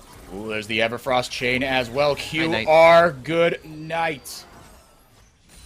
Nowhere for her to go, and really good catch there. And Vygar, the jungle mid right now, popping off for Illinois, and that's got to be accelerated because I mean, the other lanes right now are just frankly getting demolished. So that's really where you got to look for your PowerPoint if you are Illinois. Yeah, no, this is your way back in. The mid jungle has been really, really good. Cross is looking really scary on this Viego. Like you said, that true damage. It was a little bit of a maybe you could have gone something else pick, but at 3-0, he's the one asking the questions. To be fair to the other lanes, look, yeah, Sagawabe's having a tough game, but he's got himself a Mythic. The boot's going to come online soon. I imagine that Caspian is sitting on a boatload of gold right now, because with 3 kills and up 10 farm, the fact that he's up only half an item is surprising. Yeah, but this game all of a sudden got interesting. Still very much Meme City favored, but Illinois College, give them credit, they're not taking this lying down. 15 seconds left. Uh-oh, Renata, you are walking somewhere you don't want to. Nope. That is a bad bargain, a bad deal that was taken if ever I've seen one. And Cross just disrespectfully kind of staring at the soul stabs it. And now we got to pause.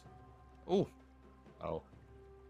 We will get back to you in a second with what that was. But regardless, Dragon up soon. And it looks like Meme City feeling a lot better in the early game on this one. And I mean, I got to talk about that Ornn Mordekaiser matchup. Definitely not supposed to be Ornn favored, but he's just absolutely crushing it in top.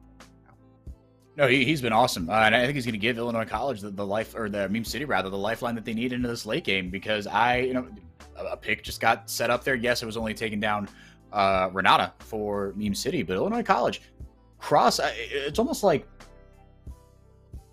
someone like Cross to play with a chip on his shoulder is what I'm trying to say right now. He looks like a man on a mission. He and Kakarot have been, they've been the way back in, like you said.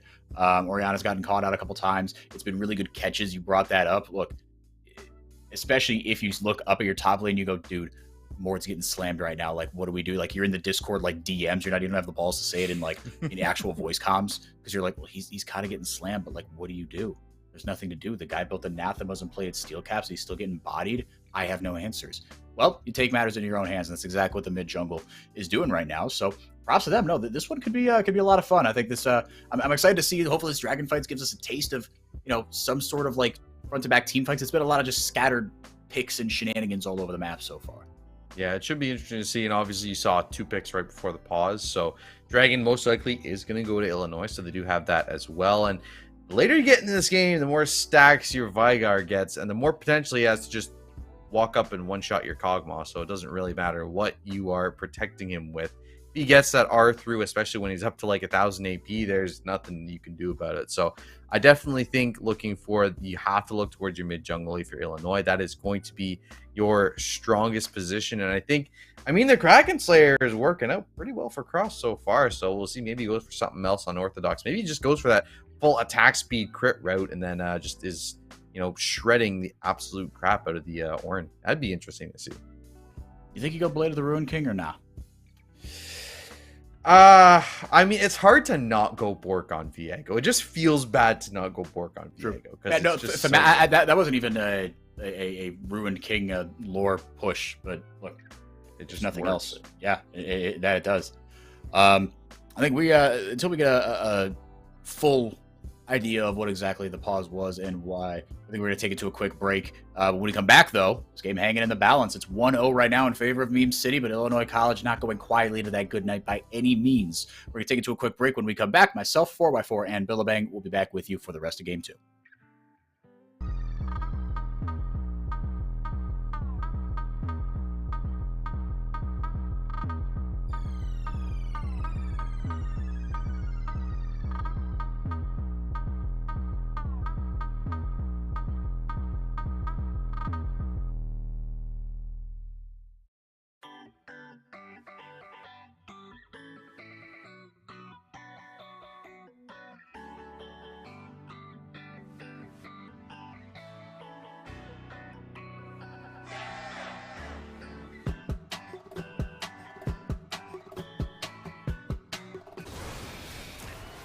We said we're taking it to a break, and Meme City said, hold my beer.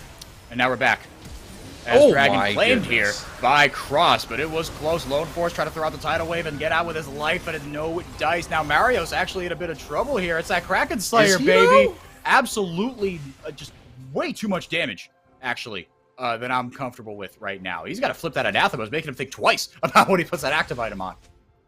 Definitely looking strong there in the team fight, and realistically, like, that was perfectly played there. They were able to pick up that, and they were able to get out. Yes, you had to sacrifice the Nami, but that's okay. It's worth for this dragon, especially because it is Ocean. Definitely makes you feel better, especially because you have Mordekaiser, you have Viego, you have the Nami. That healing is going to help you out so much in these next couple of fights.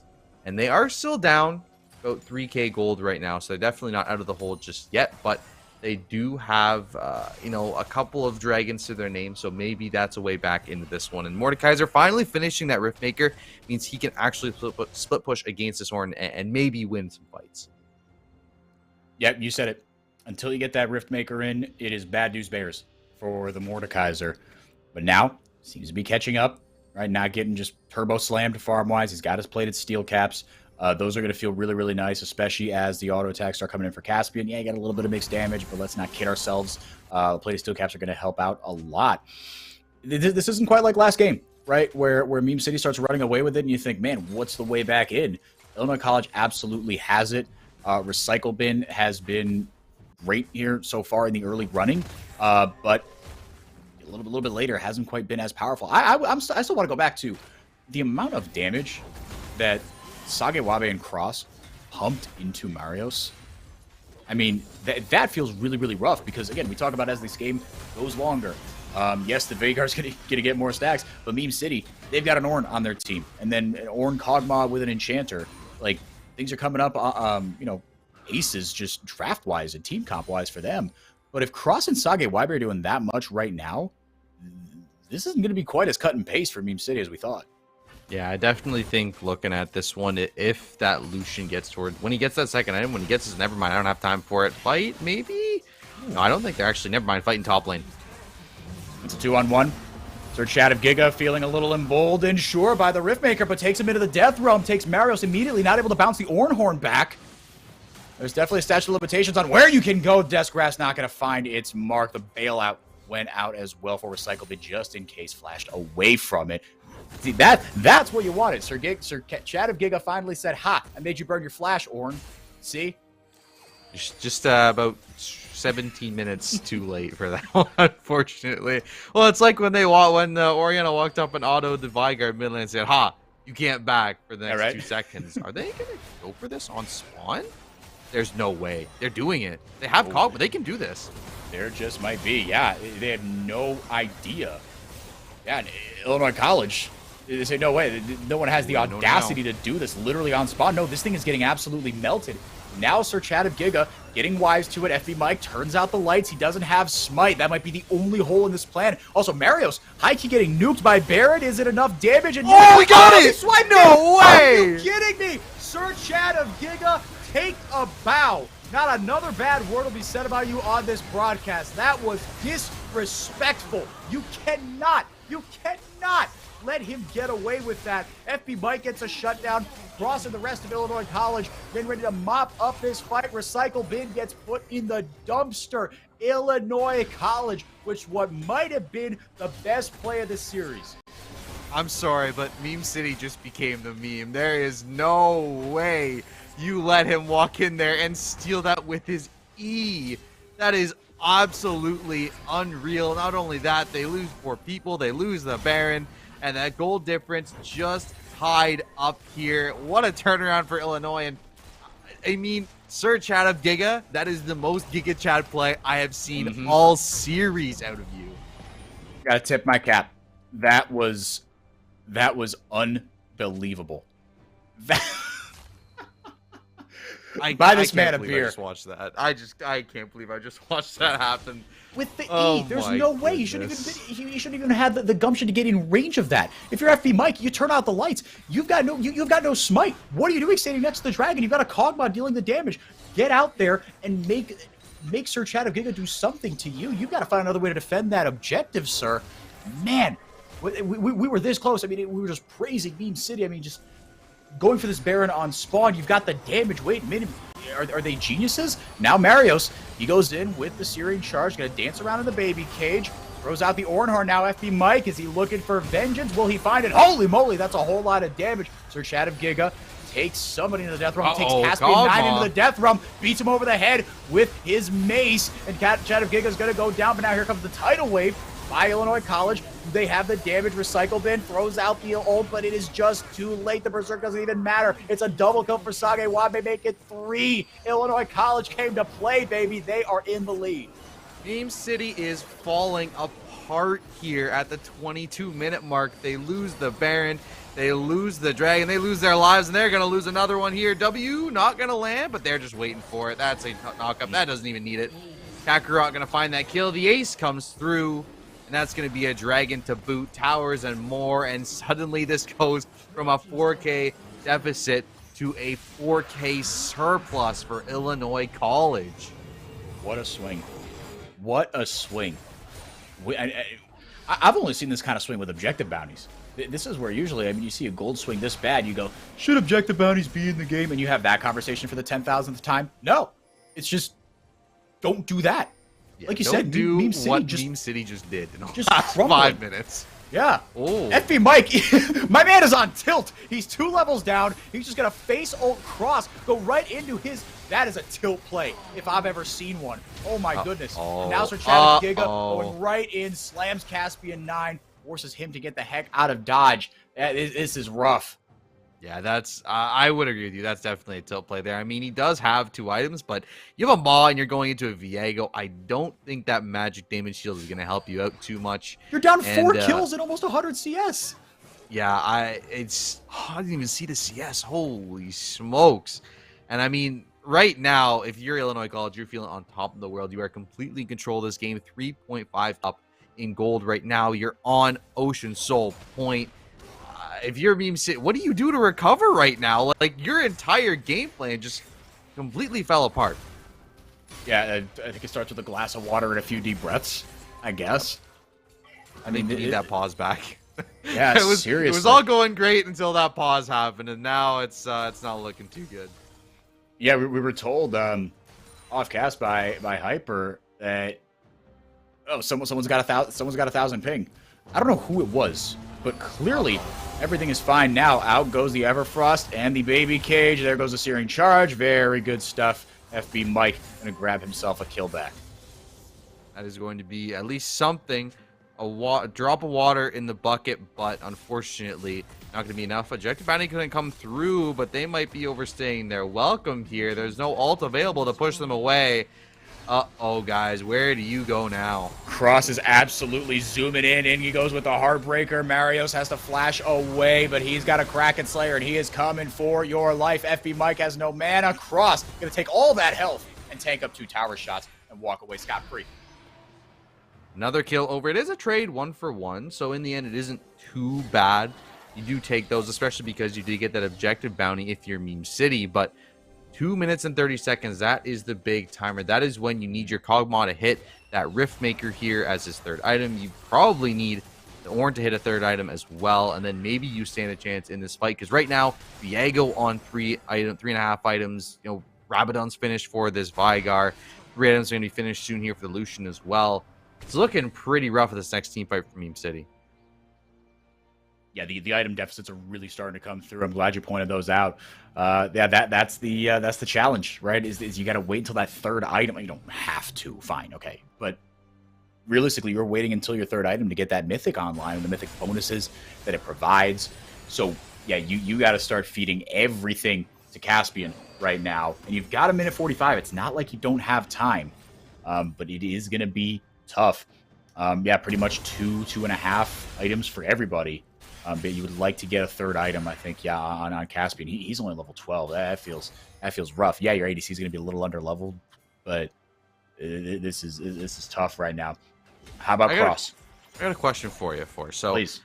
Kog'Maw building Rift Maker, does that healing come, like, does his W give him healing from his autos with Rift Maker? I think so. It's the only way that it would make sense, right? Like, yeah, I feel like it would. I don't know enough about the nitty-gritty and the interactions of that, but to your point, I feel like people aren't building this without that kind of not again. Knowledge. Not again. Oh, boy. Oh, every single step that Meme City make here is going to be, you know, you're walking in the darkness. If you get a nice stun from the Viego, if you get a baby cage in your face, you're just pretty much lights out at this point. So you got to be so careful if you're Meme City, but you got to walk forward. And they're actually going to have first push on this dragon, which is absolutely massive. Yeah. Yeah, they need this badly. Down 3-1, Ocean Soul on the line. As those Ornn items start to come in here, you got one more on the books here, right? Level 14. I think you can dole out a 2nd one. Let's see who Marios gives it to. Kroos.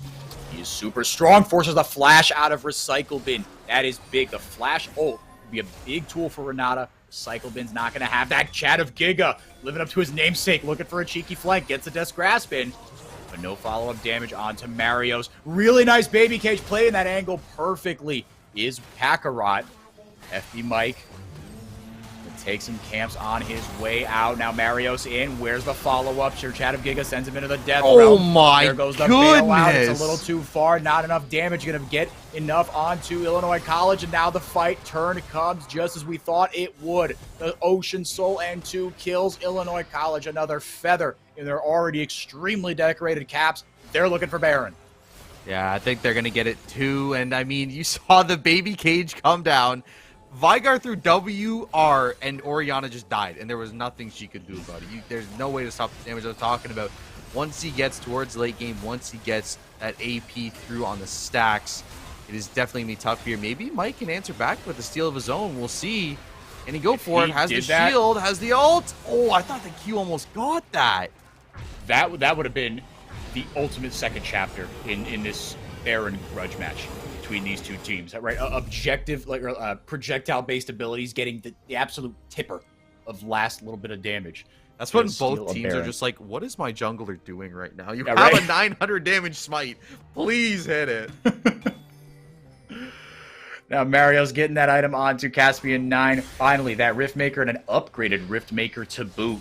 But, man, you look across the aisle here, Illinois College, even Sir Chad of Giga, who had a rough early game. He's on 2.5 items right now. He's feeling really, really good. And everybody else is on at least 3 items. Sage Wabe, he's got that LDR on top of the Kraken Slayer. Marios is, I mean, he's not even a big ball. If he's a big ball of stats, he's literally just a big ball of stats, like in code only. He's going to get absolutely chewed through by Cross and Sage Wabe right now. I think the other issue I have right now is the fact that Kog'Maw still has not built the QSS. So flash available on Mordekaiser. If he gets the Stormmail, flash R's in, I really think yes, the Kog'Maw has 3 items with the upgraded Riftmaker, but I still think if the E lands for Sir Chad of Giga, there's no way out for the Kog'Maw. And if he goes down in a fight, I think it's pretty much just over. Yeah, I agree with you. It's curtains. 3 levels up is Cross on FB Mike, but here comes the return damage. The Fear lands. W out there across the way from Sagewabe. Oranhorn out. Kakarot in some trouble. Throws down the baby. Oh, no. 3, and there goes all that damage. We've seen this movie before. Chad of Giga into the Death Realm with Recycle Bim. Beats him over the head with his mace. There goes the bailout. It's not going to be enough. Caspian 9 takes a big chunk of damage, and the dice fall for Meme City. 1, 2, 3, 4, 5. Everybody get in. We're going for a drive. Illinois College gonna take game 2. Barring a miracle here, I don't think the last defenses are gonna be enough for Meme City. You got Kog'Maw and you got Orin. That is your entire team left here. Definitely can do some damage, but I don't know if they can shred through fast enough. Orin is just dead. There's nothing he can do, and this Kog'Maw, not enough damage. It's not gonna do it. I think that's it. Yep. Have you ever seen an Ornn disappear that quickly? No, I have not. Absolutely unbelievable. Illinois College answer back in a huge way, even after a shaky early game. Game 1 did not go kindly for them. The beginning of this game was really rough. We memed on that Mordekaiser Ornn matchup to death. And then Meme City, you said it best, they became the meme. Yep.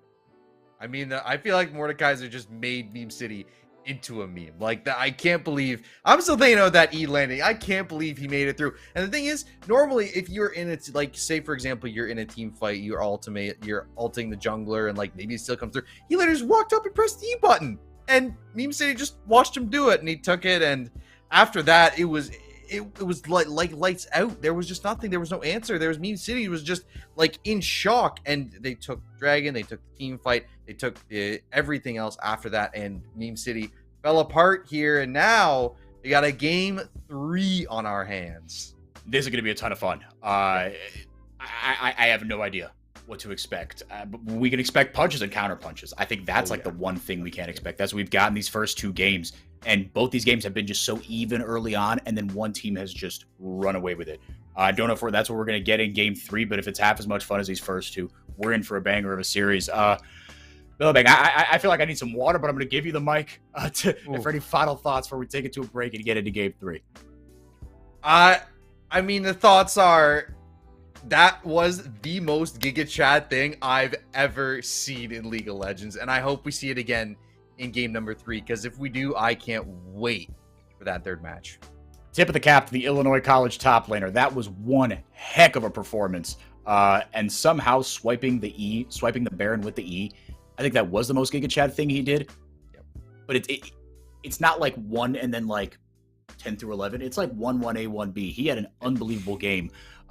So yeah, more Chad plays, more highlight reel stuff, more MVP stuff coming at you when we come back.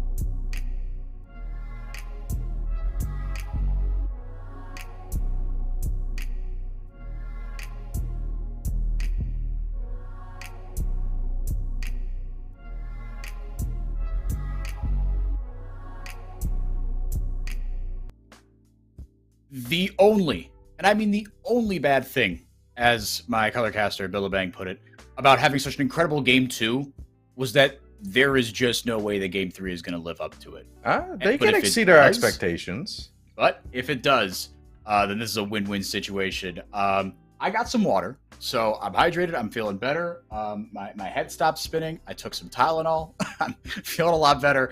But who's not probably feeling great? Oof. Meme City Esports. No. After an unbelievable game 1 where they made us, they took a questionable, a sus, as the kids are saying, draft, and absolutely monkeyed, no pun intended, on Illinois College. Thank you. Definitely pun intended. Then Sir was it? Then Sir Chad of Giga, he had a Mordekaiser performance for the ages. He was absolutely awesome. I was absolutely here for the in-game redemption arc that he pulled off. What a game by Illinois College to bounce back. I thought there's no look, the Cho'Gath bans, maybe they paid off, right? Maybe. Yeah, they forced him on the Orn. I think for me, though, it all started with Cross, right? You were talking about it. We were about the 50-minute mark. It was like 6-2 in the early game for Meme City. It was they had complete control of the game. Cross just decided, you know what? It's time to turn this game around. It's time to show that I am the better jungler. And a couple of really good ganks, a good team fight, and then I don't know. I still feel like Meme City was looking pretty good, and then the Baron still came in, and they just fell apart completely. Like they just every team fight after that, they just looked like they couldn't do anything. They just didn't they didn't know how to fight. They didn't know how to communicate, and it just really felt like that demoralized them entirely. And I feel like that's something early on in this season that might help happen a lot because, like you said, it is you're just starting out with these players. You don't really know how they're sure, and I feel like that's something where you kind of look back on it and say, man, we should have had this game in the bag. Yeah, there was absolutely a way back in. Even if, like you said, that Baron steal by Sir Chad of Giga, that's where it all started going pear shaped. But it's not like they were like that isn't where it like actually started. That is where it happened to start going poorly. That's not why the game fell apart, right? There was a retake on a bad fight afterwards, right? The amount there was almost an 8K goal swing on that Baron push. It had no business being that much. It was, I mean, a lot of it was a standing gold from turrets, but regardless, like the fact that you're going from a 4K deficit to a 4K lead in a matter of 2 minutes is absolutely ridiculous. And it's just such a large gold swing, and it gives so much power. And I think it also just gives you that mental edge, right? The fact that you weren't looking like you had given up Baron. Maybe you were playing for the Ocean Drag, which wasn't even up yet. So you end up getting the Baron, you get the drag, you get the turrets, and then suddenly you're like, I have enough money to buy a full item. And every fight after that, you just feel like now I'm light years ahead. Even if you're only half an item ahead, they're feeling super confident in these fights. And you saw it every time they walked up. I feel like even the Mordekaiser, right? Like he was kind of playing more. He'd walk forward, he'd ult somebody. He wasn't really doing too much. Every single one of those team fights after that Baron take, he was a first one in there. He's walking forward. I don't care for engage. I'm walking, I'm pressing R on somebody, and they are going to die in my death. No one paid the tax. No one paid the troll toll, man. No Yeah, QSS to be found in that game. But in this game, what we have to be found are some familiar bans. Gangplank, Karma, Zillion so far. Again, pinching out that mid lane and a GP ban first rotation. And there goes that Cho'Gath ban as well. Someone said it in the chat, something about Marios' Cho'Gath living in my nightmares. Yeah, same here, brother. Terrifying. That was terrifying, and it will be taken away from him in this one. Do you think we see a Kog'Maw ban? Because we have seen Meme City 2 games in a row go towards it there. So do you think we see it a third time, or do you think maybe after losing that one, they stray towards something else? I don't know. Is the Kog'Maw 0-2 now? I think Did it lose both games? Is. No, it won the first game, I'm pretty sure. Because Meme City, I think, has picked it both times. True as Caspian on both. You're right. Ooh, maybe. I don't know. I think if I'm Illinois College, I say, you know what? We beat you with it before. We think we can team fight better than you. We think that Cross and the boys are just gonna they're just gonna get to you. If you're gonna run a protect the president comp, you've got to protect the president. It seems like there's too much execution that they can't handle. I think there's no Wukong ban coming through here. I really would like to see Meme City pick it up again. I think Mike had such a good performance on it game number 1. And I think first pick here, they should absolutely slam it. But it is going to be the Olaf. So it can be still flex for the Wukong. True. But yeah, that can be flex between top and jungle. And I mean, it gives you so many possibilities here, but the big thing is, if Marios takes it, I think Sertrata Giga is going to hate his life in the top lane.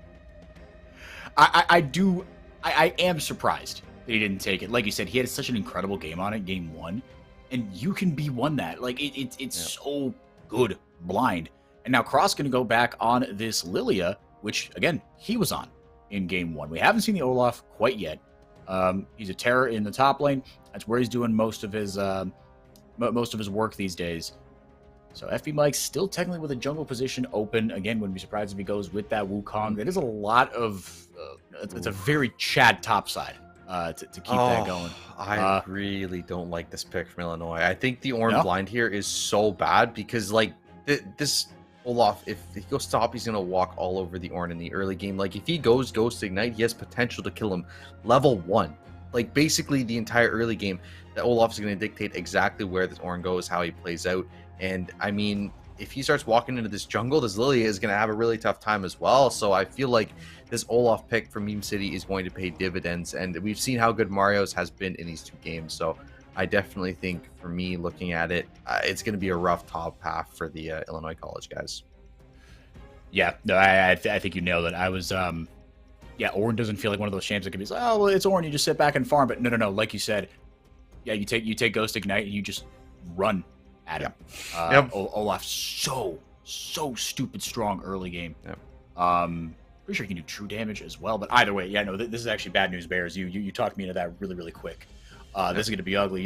Chat of Giga, whatever Mike's secret stuff you took during that pause, man, let's hope that's still in your system. You're going to need it if you're going to survive this top lane matchup. In the AD carry role, however, Tristana versus Ezreal. Although Tristana could be going mid. We've seen a couple Tristana mids throughout the last couple of weeks, and Ezreal is going to be the pick here. So not going to see the Kog'Maw again here for Caspian. Going to go towards something a little bit safer.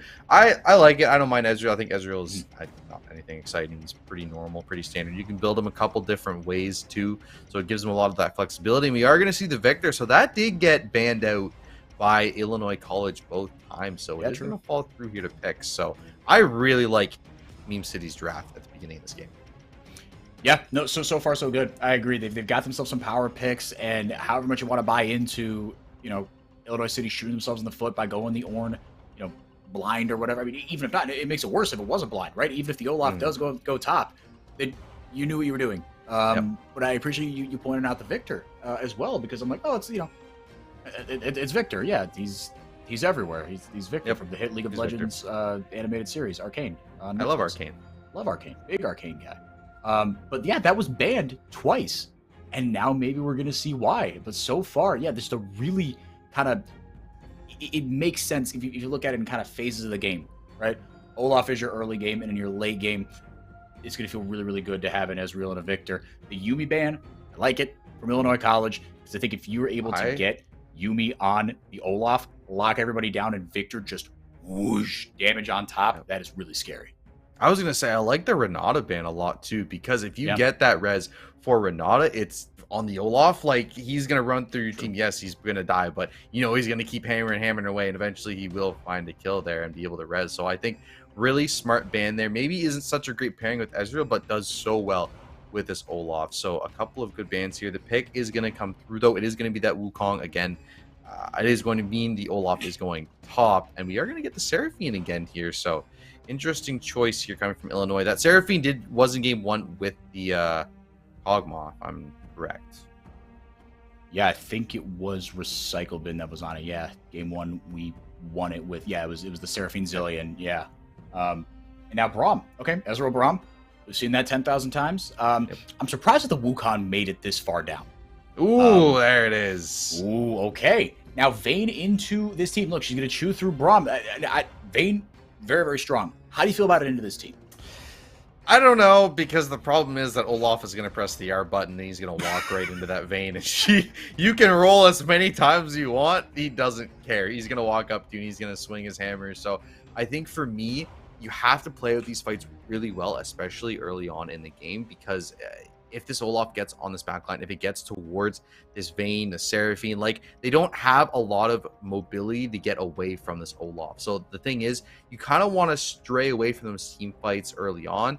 But like you said, the Olaf is going to be pushing this Ornn in. So it's going to be kind of tough. And I feel like this early game going to go very much in Meme City's favor. So you have to try and get towards that late game where you get the Vayne online, where you get the Ornn items through, and where you get Tristana online as well.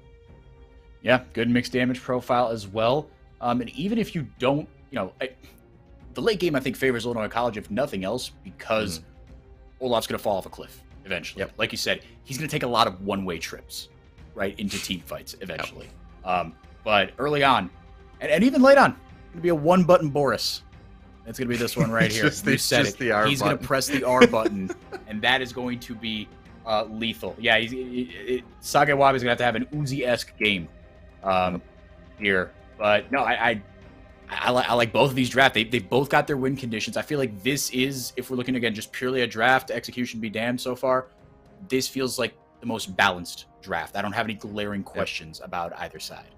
Yeah, I definitely like this for both sides. I think obviously Tristana always going to be pushing in that lane and mid, so we'll give her a little bit more agency, maybe to help out the side lanes a little bit. I think bot lane probably honestly, if anything happens in the early game, it's going to be in top. It's going to be the Olaf Wukong trying to spank this Ornn because he's not going to have any kind of answer. I think bot lane probably going to be pretty boring for the most part. So that really is going to be where the eyes are going to be on for me is, can this Olaf get ahead? Because if he gets ahead, I think Meme City just run over Illinois. Yeah, I agree. At least there's no excuse not to, right? Olaf is unbelievably strong. We saw what FB Mike was able to do on this Wukong just a little bit ago in game 1. Night Saw, he's had his up and down games, and his control mage game was not great in game 2, but he did have his moments on the Orianna. Let's see what he can do here. This should be a good one. Both these teams drafted themselves good, coherent drafts, good identities as well. And right now, it is Illinois College looking to make it back-to-back wins, and I guess technically that it is a reverse sweep. It's a best-of-3 reverse sweep, but it is a reverse sweep over Meme City, who got punched in the gut in Game 2. Make no bones about it. Yeah, but I agree with you. This top jungle, if you are just tuning in, you don't know anything about League of Legends, look on the top left side of the map. That's where you're looking. That's where all the action is going to be. And my question is, can Meme City swing back after an absolutely abysmal second half of game 2? Like that, they just completely demotivated, didn't look like they didn't really know what they were doing on the Rift. So it is going to be Olaf walking in here, trying to put down a ward on this Lilia. And I think that's my question mark is, can Olaf get in this Lilia's face? Can he force her off of camps early? Because if she gets out of rhythm, it's going to be really tough for her to even walk in that top half of the jungle. Yeah, it's going to be really, really ugly. I agree with you. Looking over at starting items, Cole taken initially, tier start for Caspian on the Ezreal. Like you said, that bot lane probably going to be pretty boring. And I think you're starting to see why here, and I think they've handshaken this just a little bit. Have both of these bot laners. Yeah, I was gonna say it's actually a really smart move there. The Tristana waiting for the conditioning from Victor to wear off before popping that last bomb tick, so was able to get the better end of the trade. How do you feel about? I mean, obviously we I don't know if you've seen the faker Tristana mid. It's absolutely unreal. But how do you feel about ADCs in the mid? Because this is the second time we've seen it this series. I feel better about it here than actually. No, I feel fine about it. Just in general, I think again it's hard to look at it in isolation, but I think that in this draft, I'm cool with it. You've got a lot of other damage, and half that damage is true damage. And as long as Cross doesn't get just straight up bodied in the early game, he's gonna be doing a lot of work in the late game as well. So yeah, I don't hate it at all, because also, yeah, I mean, if it's ADs in the mid lane that are ranged as well, you've got to save for laning phase, so you don't get that kind of aspect of counterplay in your face either. I think for me the question is, can Cross get to the back line? Because obviously, Mario's Mike and Recycle Bin are going to be up in your face, but you really want to land that Drowsy onto the Victor or the Ezreal, so that's going to be the big question mark here in the early game. And I mean, if you're the coach for Meme City, how do you recover from that game 2? What do you tell your players during that break? Flush it and move on. Did you watch Ted Lasso? Goldfish, right? Be a goldfish. Yep. That's what you got to tell them. Yeah. Now, Forget about it. Way easier said than done. Hmm. But no, I think look, play your game, right? I'm looking at FB Mike on this Wukong again. We beat it to death, but if you didn't watch, if you weren't here for game one, audience, you missed a banger. Yeah, shout out Ted Lasso one time. It's like however much people are talking about it and you think it's too much, it's not. There's a reason that everyone and their mother was dressed like Ted Lasso last Halloween. Is going to be a couple of trades here in the bot lane. Reset's going to come through, and I'm surprised we haven't seen any we've seen all pretty usual jungle pathing early in the game. We haven't seen anybody not go for a full clear. And is that just like the nature of Wukong versus Lilia, or are they just like, you know what, it's game 3, you got to be serious now? I don't know. I think that is definitely a part of it. Yeah, but both these junglers early on, not opting into boots, not opting into CDR. It's a Sheen first, and it is and it's a couple of amp tomes for cross. So to me, that says if maybe they're not planning on skirmishing, they're planning on at least being skirmished upon. Yes, that is a technical term. That one's free. Next one's going to cost you. Yeah, a lot of learning on this stream. This is great. I know, right? Educational content. We love it. That's what we're here for. Yeah. Also, look at this. Hello? Uh-oh. Sir Chat of Giga? Oh, He has no mana, though. That is so tough. Yeah, or that's sneaky early damage. This is the problem, though. See, you got the level up, has the mana now. He can go for this. There's no flash for Olaf, so he has to be really careful how he plays this, because there is potential that Sir Chat of Giga can kill him. Yeah. No, he's got to be really, really careful. That Doran shield and those biscuits feeling really, really nice right now, and Marios has neither of those things. We talked about maybe Ghost Ignite if you just go full straight Chad into this matchup, but Ghost TP probably the more sensible thing. You know, you can match in a side lane for a bit here, but you don't pick Olaf for the side lane in the late game. I'll put it that way. But never a bad idea to have the Orange Sir Chat of Giga. There's no way you get the shield on him from the tough and out. First blood. Sir Chat of Giga, take a bow. And that, you know what it was? It was that all-important item that he built in lane there. You see the Grievous Wounds came through. Olaf couldn't get that healing. Couldn't keep himself alive.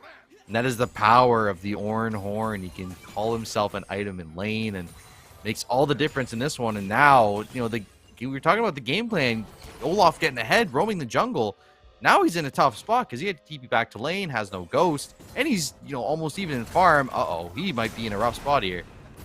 Not twice, right? He's got no mana. That might be a saving grace here. Here comes Mike, but so here is Kakarot as well. Marios might die twice in 2 minutes. Down he goes.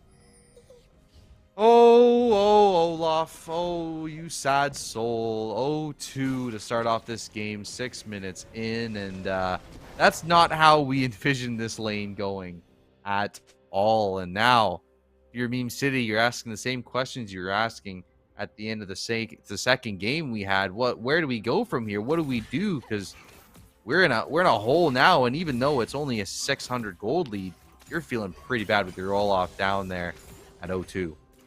This is something we were talking about in draft, right?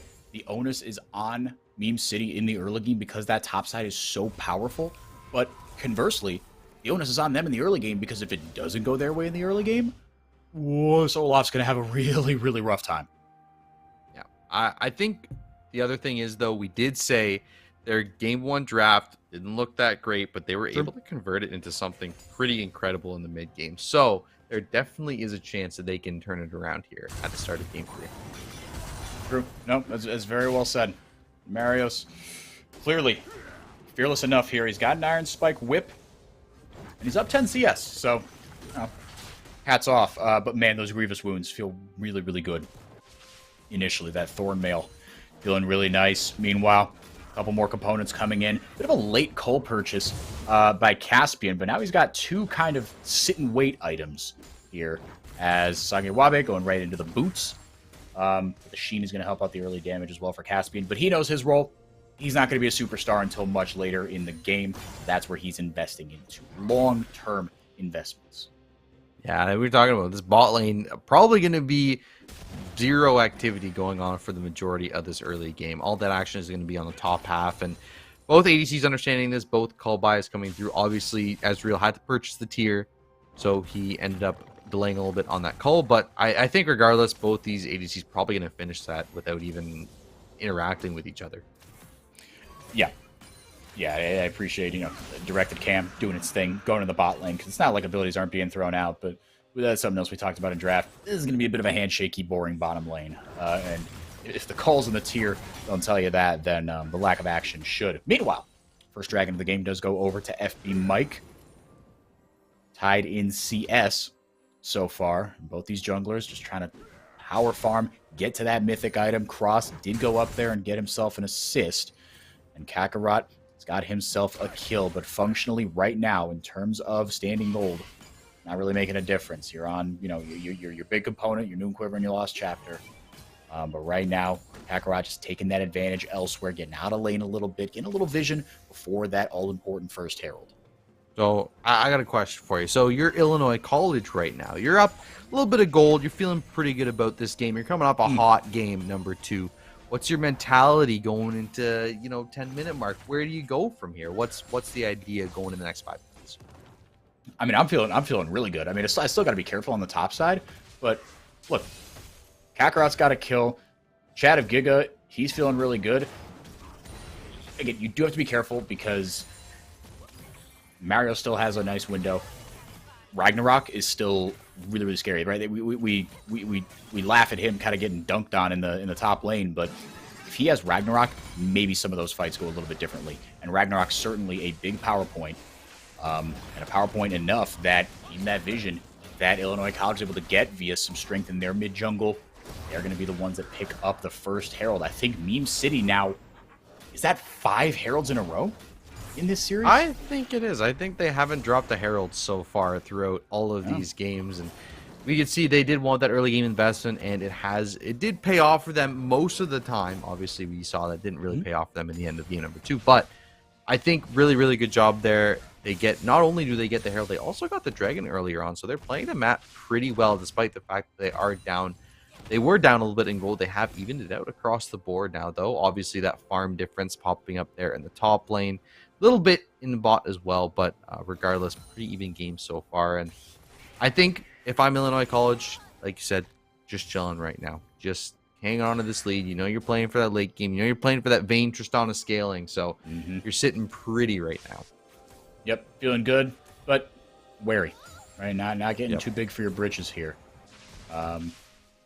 Yeah, like you said, you know your win condition, and we talked about that in draft as well. That these are the 2 team compositions that have an identity. They know what they want to do.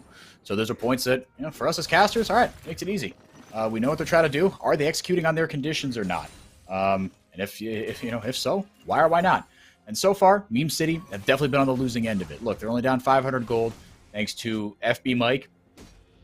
He hasn't been a part of the action so far, but give him credit. He has been all over the map in the early game, even in the losing efforts. Because even in the losing effort last game, the game didn't spiral until 15 minutes. The early game, he still had a handle on things.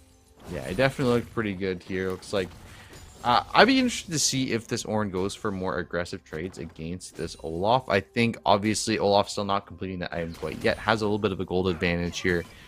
Don't know if he wants to opt for that one, but we have a little bit of a lull in the action here, so I wanted to ask you, right? So, looking at this whole series, as a total, who is your standout player so far of the series?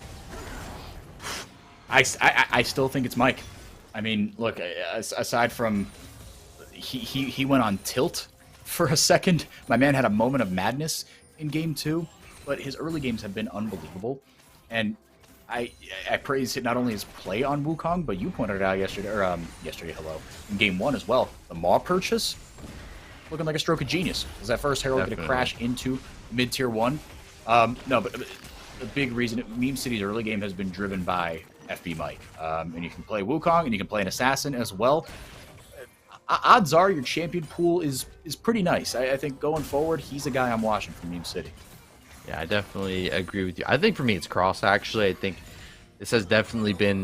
he was the reason I feel like that game turned around. Obviously, the Baron steal was huge, but he was having a really, really good game up until that Baron steal for the side of Illinois. So he's someone I think in this third game might be a difference maker. And I got to ask you, everybody, I feel like across League of Legends, everybody that I talk to that plays the game always says jungle is always OP. No matter what lane you play, no matter how, it's always everything's about the jungler. Jungler is always OP. Do you think that's true, or do you think it just happens to be junglers affect every lane, so everybody likes to think that the position is just OP at all times? No, it just seems OP. Yeah, because the same people that say jungle's always OP are always the one flaming their junglers when they lose lane.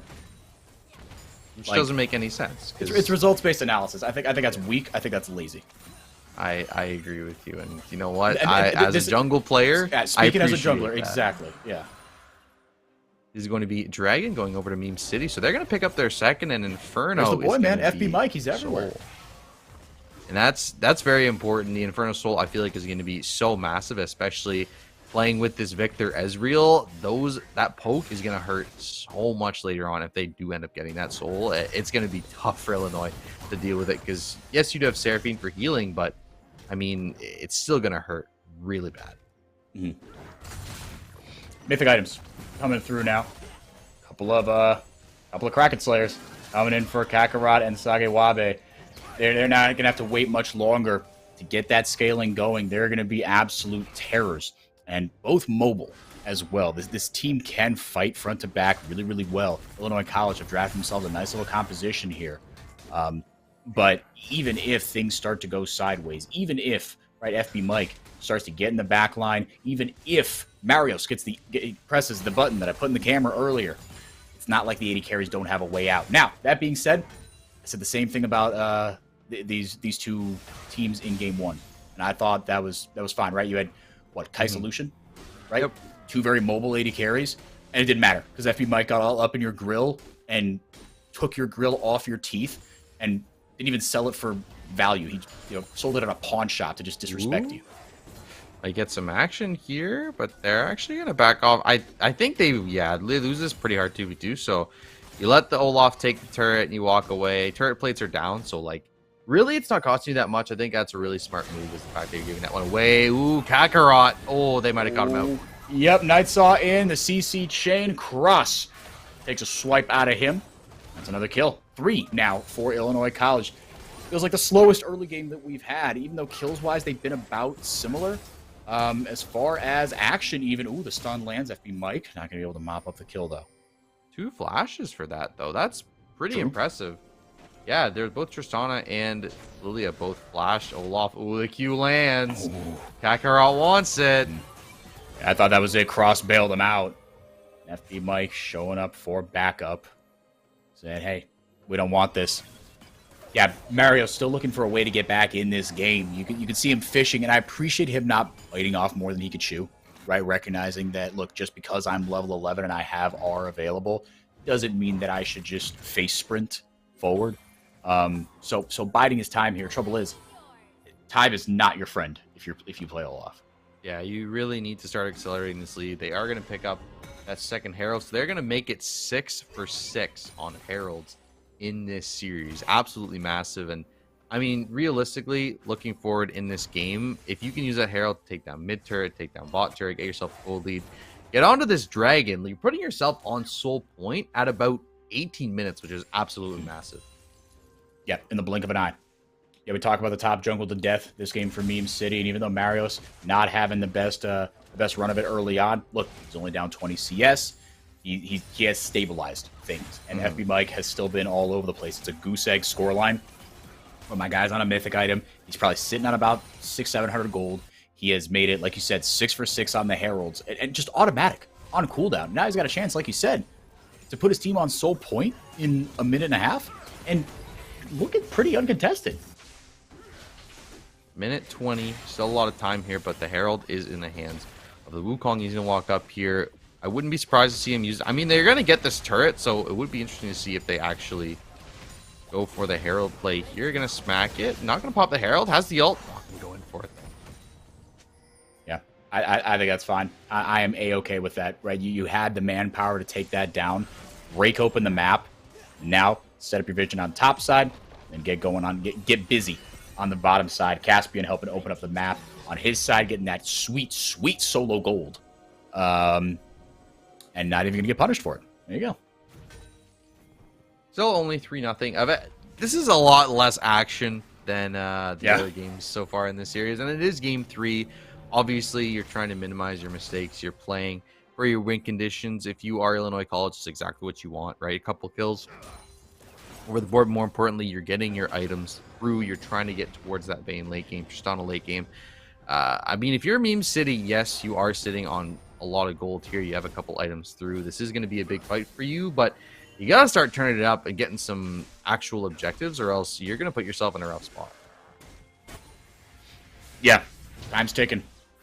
Illinois College now getting a little bit of look here. FB Mike doing what FB Mike does on Wukong, going all the way in. Search chat of Giga. Throws out the Orn Horn, flashes into a wall, does FB Mike, Cross picks up the kill, and here comes Sage Wabe. The 80 carries are getting involved, Billabang. There goes the Chaos Storm, takes the tank out of the fight. Lone Force, though, does he have enough to put the hurt on? No, Caspian keeping himself safe. It's a turn for Meme City. Do they have enough? They just might. Recycle bin puts the shield up, says get behind me. Lone Force force a flash over the wall. There goes the beat drop. Is it enough? Search out of Giga, trades one back. It's an ace picked up. It was sloppy, but it got the job done. And now I think they might have enough to take this dragon down. I think they're going to be okay, but just barely. They have red pot. They'll be okay. I cannot believe I just watched Tristana W into the Victor cage. It was a free kill, and she would have had a reset. She could have absolutely wiped that fight if she stayed alive, but just off by a few pixels, and it now 4 down. You lose the dragon. Meme City's on Soul Point, and that goal lead has accelerated by 2,000. And now Meme City feeling a lot more comfortable moving in towards this mid-game. And for Illinois College, yes, obviously, they are waiting for the items to come through. They know they got that late game secured, but can you get to that late game in time is the real question. Yeah, so far, Meme City have bought themselves some time. And again, FB Mike, out of nowhere, another engage where I thought, man, maybe he went in too deep. And he did pay for it with his life, but it ended up working out. At the end of the day, this is a results-based business. And right now, business is booming for FB Mike.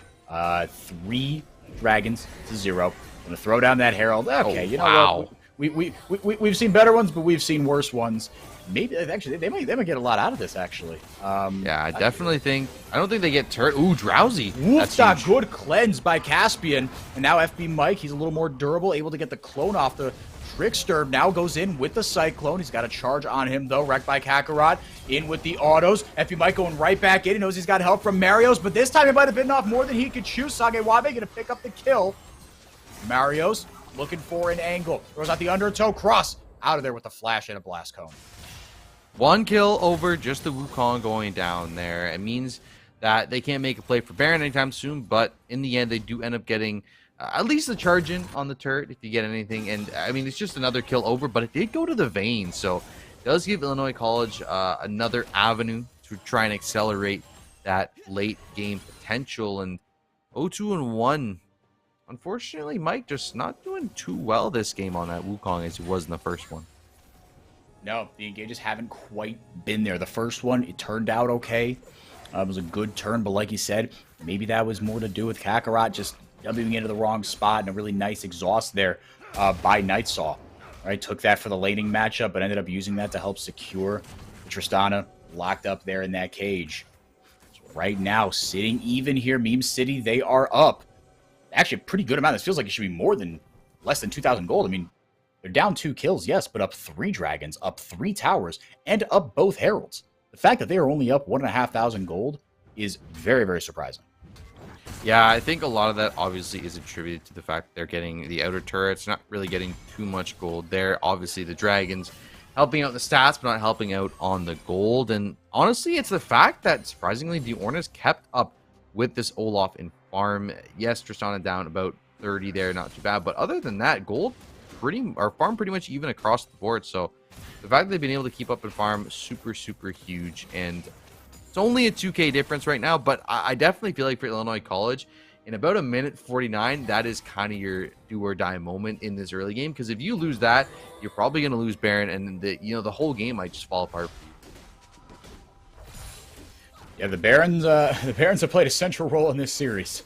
To put it bluntly. Mildly, yeah. Yeah, exactly. They have been super, super important. Obviously, Soul Point, this is the big one. So I think Baron might be the prize for whoever wins this dragon fight in about a minute.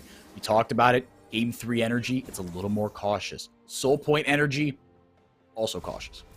We do see a second item through on the vein, though. The fork did get completed. Absolutely huge. Also, super important, Lilia found the Zhonya's. So the fact that she has that available means she can go for the multi-person sleeps, keep herself alive. But the problem is no flash for Cross. So can't make that flash Q alt play that I'm sure all Lilias love to make. 49 seconds remaining here. Meme City going to have the first look here. Going to get the scuttle as well. It's going to be Illinois College walking in blind here. And they're going to, Meme City to know exactly where they're coming from. I don't know. Now, Illinois College, yeah, rather content to knock down the mid-tier 1.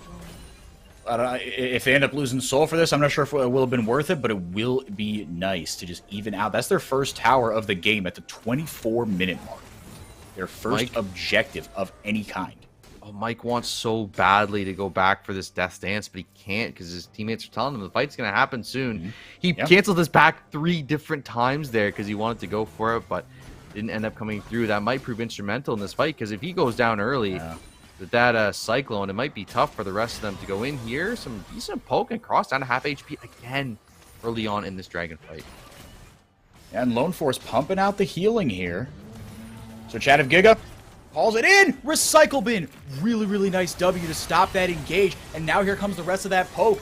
The sleep goes out, but it only catches 1 because Caspian cleansed it. There goes the Encore. Kakarot looking for a cheeky angle. He can't quite auto Marios enough. Sagewabe, good auto spacing. There go the 280 carries, just chewing through the rest of Meme City. Illinois College. Sagewabe's exhausted, but he's only got 1 of those. There goes Kakarot. Bounces in, but how about the auto spacing as well from Caspian, keeping himself safe?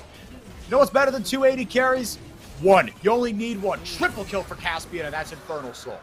You could not have asked for a better Ezreal ult than that. Caspian, he's off the Kog'Maw, he's on the Ezreal. He looks even scarier on this champion. And I mean, that fight really looked like it was going to go in Illinois College's favor. They got a couple early picks. The Vayne was shredding through, but Victor able to find that pick, and then Caspian with a picture perfect ult is going to find 2 people. And you can't ask for anything more from your ADC there. Objective bounties up soon, despite, you know what, I'm surprised. I think, obviously, the fact that Infernal Drake came through for Meme City does contribute to that, but I'm surprised that objective bounties are on right now for the side of Illinois College. As am I. Yeah. Yeah, not even 3K. I guess it just said, oh, yeah, Soul.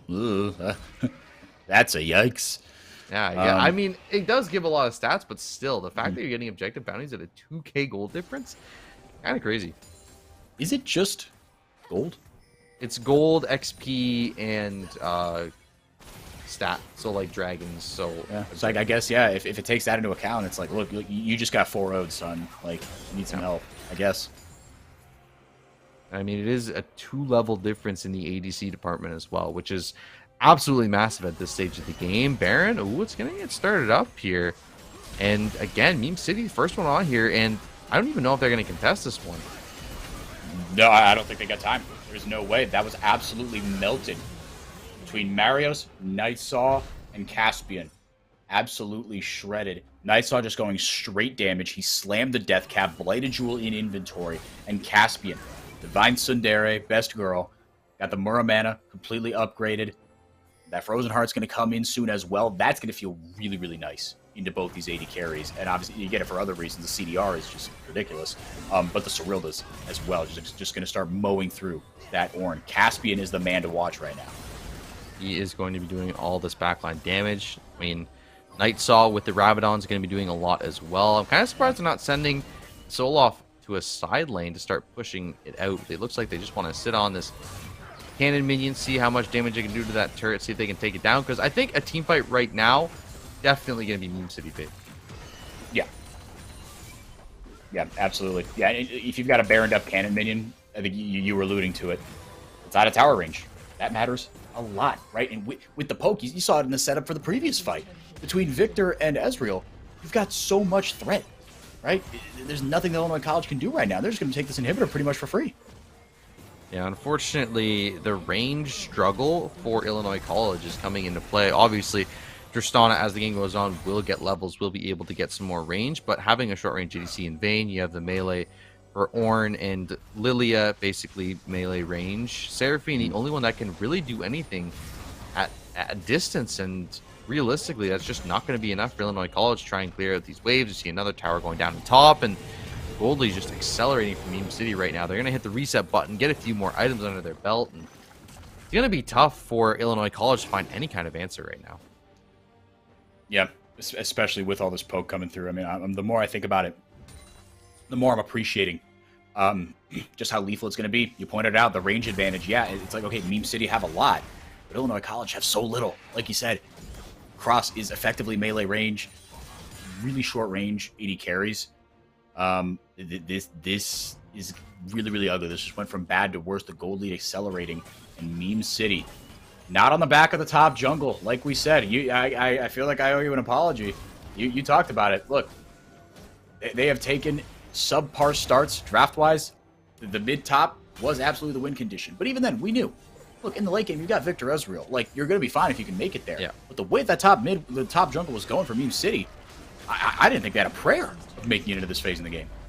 No, I definitely thought it was looking rough for them, but good on Mario staying, even though he was down 0-2, kept that momentum alive at the top lane. Oh, that is so much damage from Victor in these fights. Ezreal coming through as well, and look at, they already got to send 2 people to go back at the fountain, and they haven't even touched anybody from Meme City yet. Yep, that's the way this game is going. If Meme City throw this, it'll go down in the history books. They are completely in control right now, just methodically and surgically chipping away at this base. Sweet mercy, Kakarot down to a 3rd HP, and that's all they needed. And the Ord goes down almost just as quickly, and there goes FB Mike. He's not on engaged duty, he's on cleanup duty right now. Gets put to sleep, but Marios, taking a one-way trip. Okay, maybe bit off a bit more than he could chew there. Cross actually might be able to help his team stave off the advance, but it is still 2 inhibs. It is still the remnants of the damage that Baron buff did has left the Illinois College base in tatters. So the important thing is here, the Illinois College players were able to heal up. Resets can't come through in time for this Elder for the side of Meme City if they want to keep their ward coverage alive. All going to come through here. Resets are going to come through. So if they decide to walk up here, the problem is 2 inhibitors down in bot and mid mean you can't quite push up here without knowing you are in danger of getting collapsed on and just losing the game. So we'll see where Illinois College decide to go. They are going to go into this jungle. They're going to walk forward here. And their Meme City, you know exactly where they are, but now you see that Void Staff completed. You see the Frozen Heart completed for Ezreal, and the item difference is just so big right now in their favor. It's going to take an absolute miracle for Illinois College to somehow win this fight. Yeah. Marios with the self-awareness. He's had the Randuin. He went Abyssal Mask. Love it. I absolutely love that. FB Mike going straight defensive as well. Yes, Dance into that QSS. Sir Chat of Giga says go. Out goes the Glacial Fissure. Chat of Giga's getting melted. Caspian doing so much heavy lifting. And Night Saw. 2 kills for him. That Void Staff looking really, really big right now. A triple kill for him. And just as quickly as the fight started, it has ended. Meme City going to get the Elder, and they are going to walk away with the game. An epic bounce-back performance after getting their teeth kicked in Game 2. Nightsaw playing with his food a little bit, but he's going to help his team walk away with a 2-1 victory. What a series. Yeah, absolute banger of a series, but Meme City doesn't become the meme. They end up taking the victory here in game number 3 and securing this one. I mean, a wonderful performance from Illinois. They did all they possibly could here, but in the end, Meme City just did you one better. Absolutely incredible performance all around. Caspian going from the Kog'Maw to the Ezreal and looked incredible with it. And a really, really good series. Definitely had its highs and its lows for some of these guys. But in the end, it is Meme City taking it 2-1. Meme City walk away with their first series dub of the year. Yeah, like you said, Illinois College, no slight to them. And even in this game, they held their own. And there were a couple of those skirmishes where you saw the power of what the Vayne Tristana could do. But I think of, again, that fight in the bottom river. You said it. There was not a better Ezreal ult. And just the way that Caspian was playing those fights, you finally saw the skill expression there. Kog'Maw, look, yeah, you can't be a slouch on AD carry, but it is a pretty right-click heavy champion. Ezreal, a little more skill expression. and you got to see Caspian and Night Saw shine for Meme City, and that to me was my favorite part of Game 3, is that it wasn't who you thought it was going to be. In Game 1, it was top jungle, and then it was your 2 carries otherwise. Because you're investing in the Olaf, right, in that top lane position. He ends up going down, not only just dying first, but he went 0-2 and lost a bunch of farm. But he ended up not only being able to get back in the game, he took first turret, able to get the Rift Herald with the Wukong. So even though he was at deficit, we saw Mario's find a way to recover, put himself back in this game, and put his team in a position end up winning it. And I just couldn't believe at the end of that game how much damage that Victor was doing with that Rabadon's Void Staff. That was, it doesn't matter what level your Tristana is, what items she has, you can't beat someone who is literally doing 2/3 of your damage with one ability. That was terrifying. Yeah, with one EQ, was able to just take him, just take the 80 carry out of the fight. Or one of the two. It was wild. FB Mike in the chat. Hey, it might not have been your best game, but it was a heck of a game 1. You got a good team around you, my man. Definitely. So that's gonna, I think it's pretty much gonna do it for us here at Billabang. Final thoughts. It's a great introduction to this league. I'm really excited for what the rest of the split's gonna hold. I mean, if this league is anything like that game 2 Mordekaiser Baron Steel, I think we're gonna be getting a lot of craziness. But I mean, that had to be the highlight for me of the entire series, because for me, even in that early game, Meme City were doing so well. And then after that, Illinois College got the seal, and it just brought them to life. They looked like a completely different team. And then third game, Meme City brought it back. They said, okay, we're enough of this foolishness. It's time to take it from here. And they absolutely did in that third game. It was a different hero every game. Illinois College, GG's to them, but they get taken down in Series 1, I should say. Ocean Division action to kick off Unified Advanced League summer split. For everyone here, for our producers, for Hyper, for my color caster today, Billabang, for both these teams. Again, your final, Meme City 2, Illinois College 1, in a great 3-game set. For everyone I just mentioned, I've been 4x4. Thank you so much for being here, and we will see you back here real soon.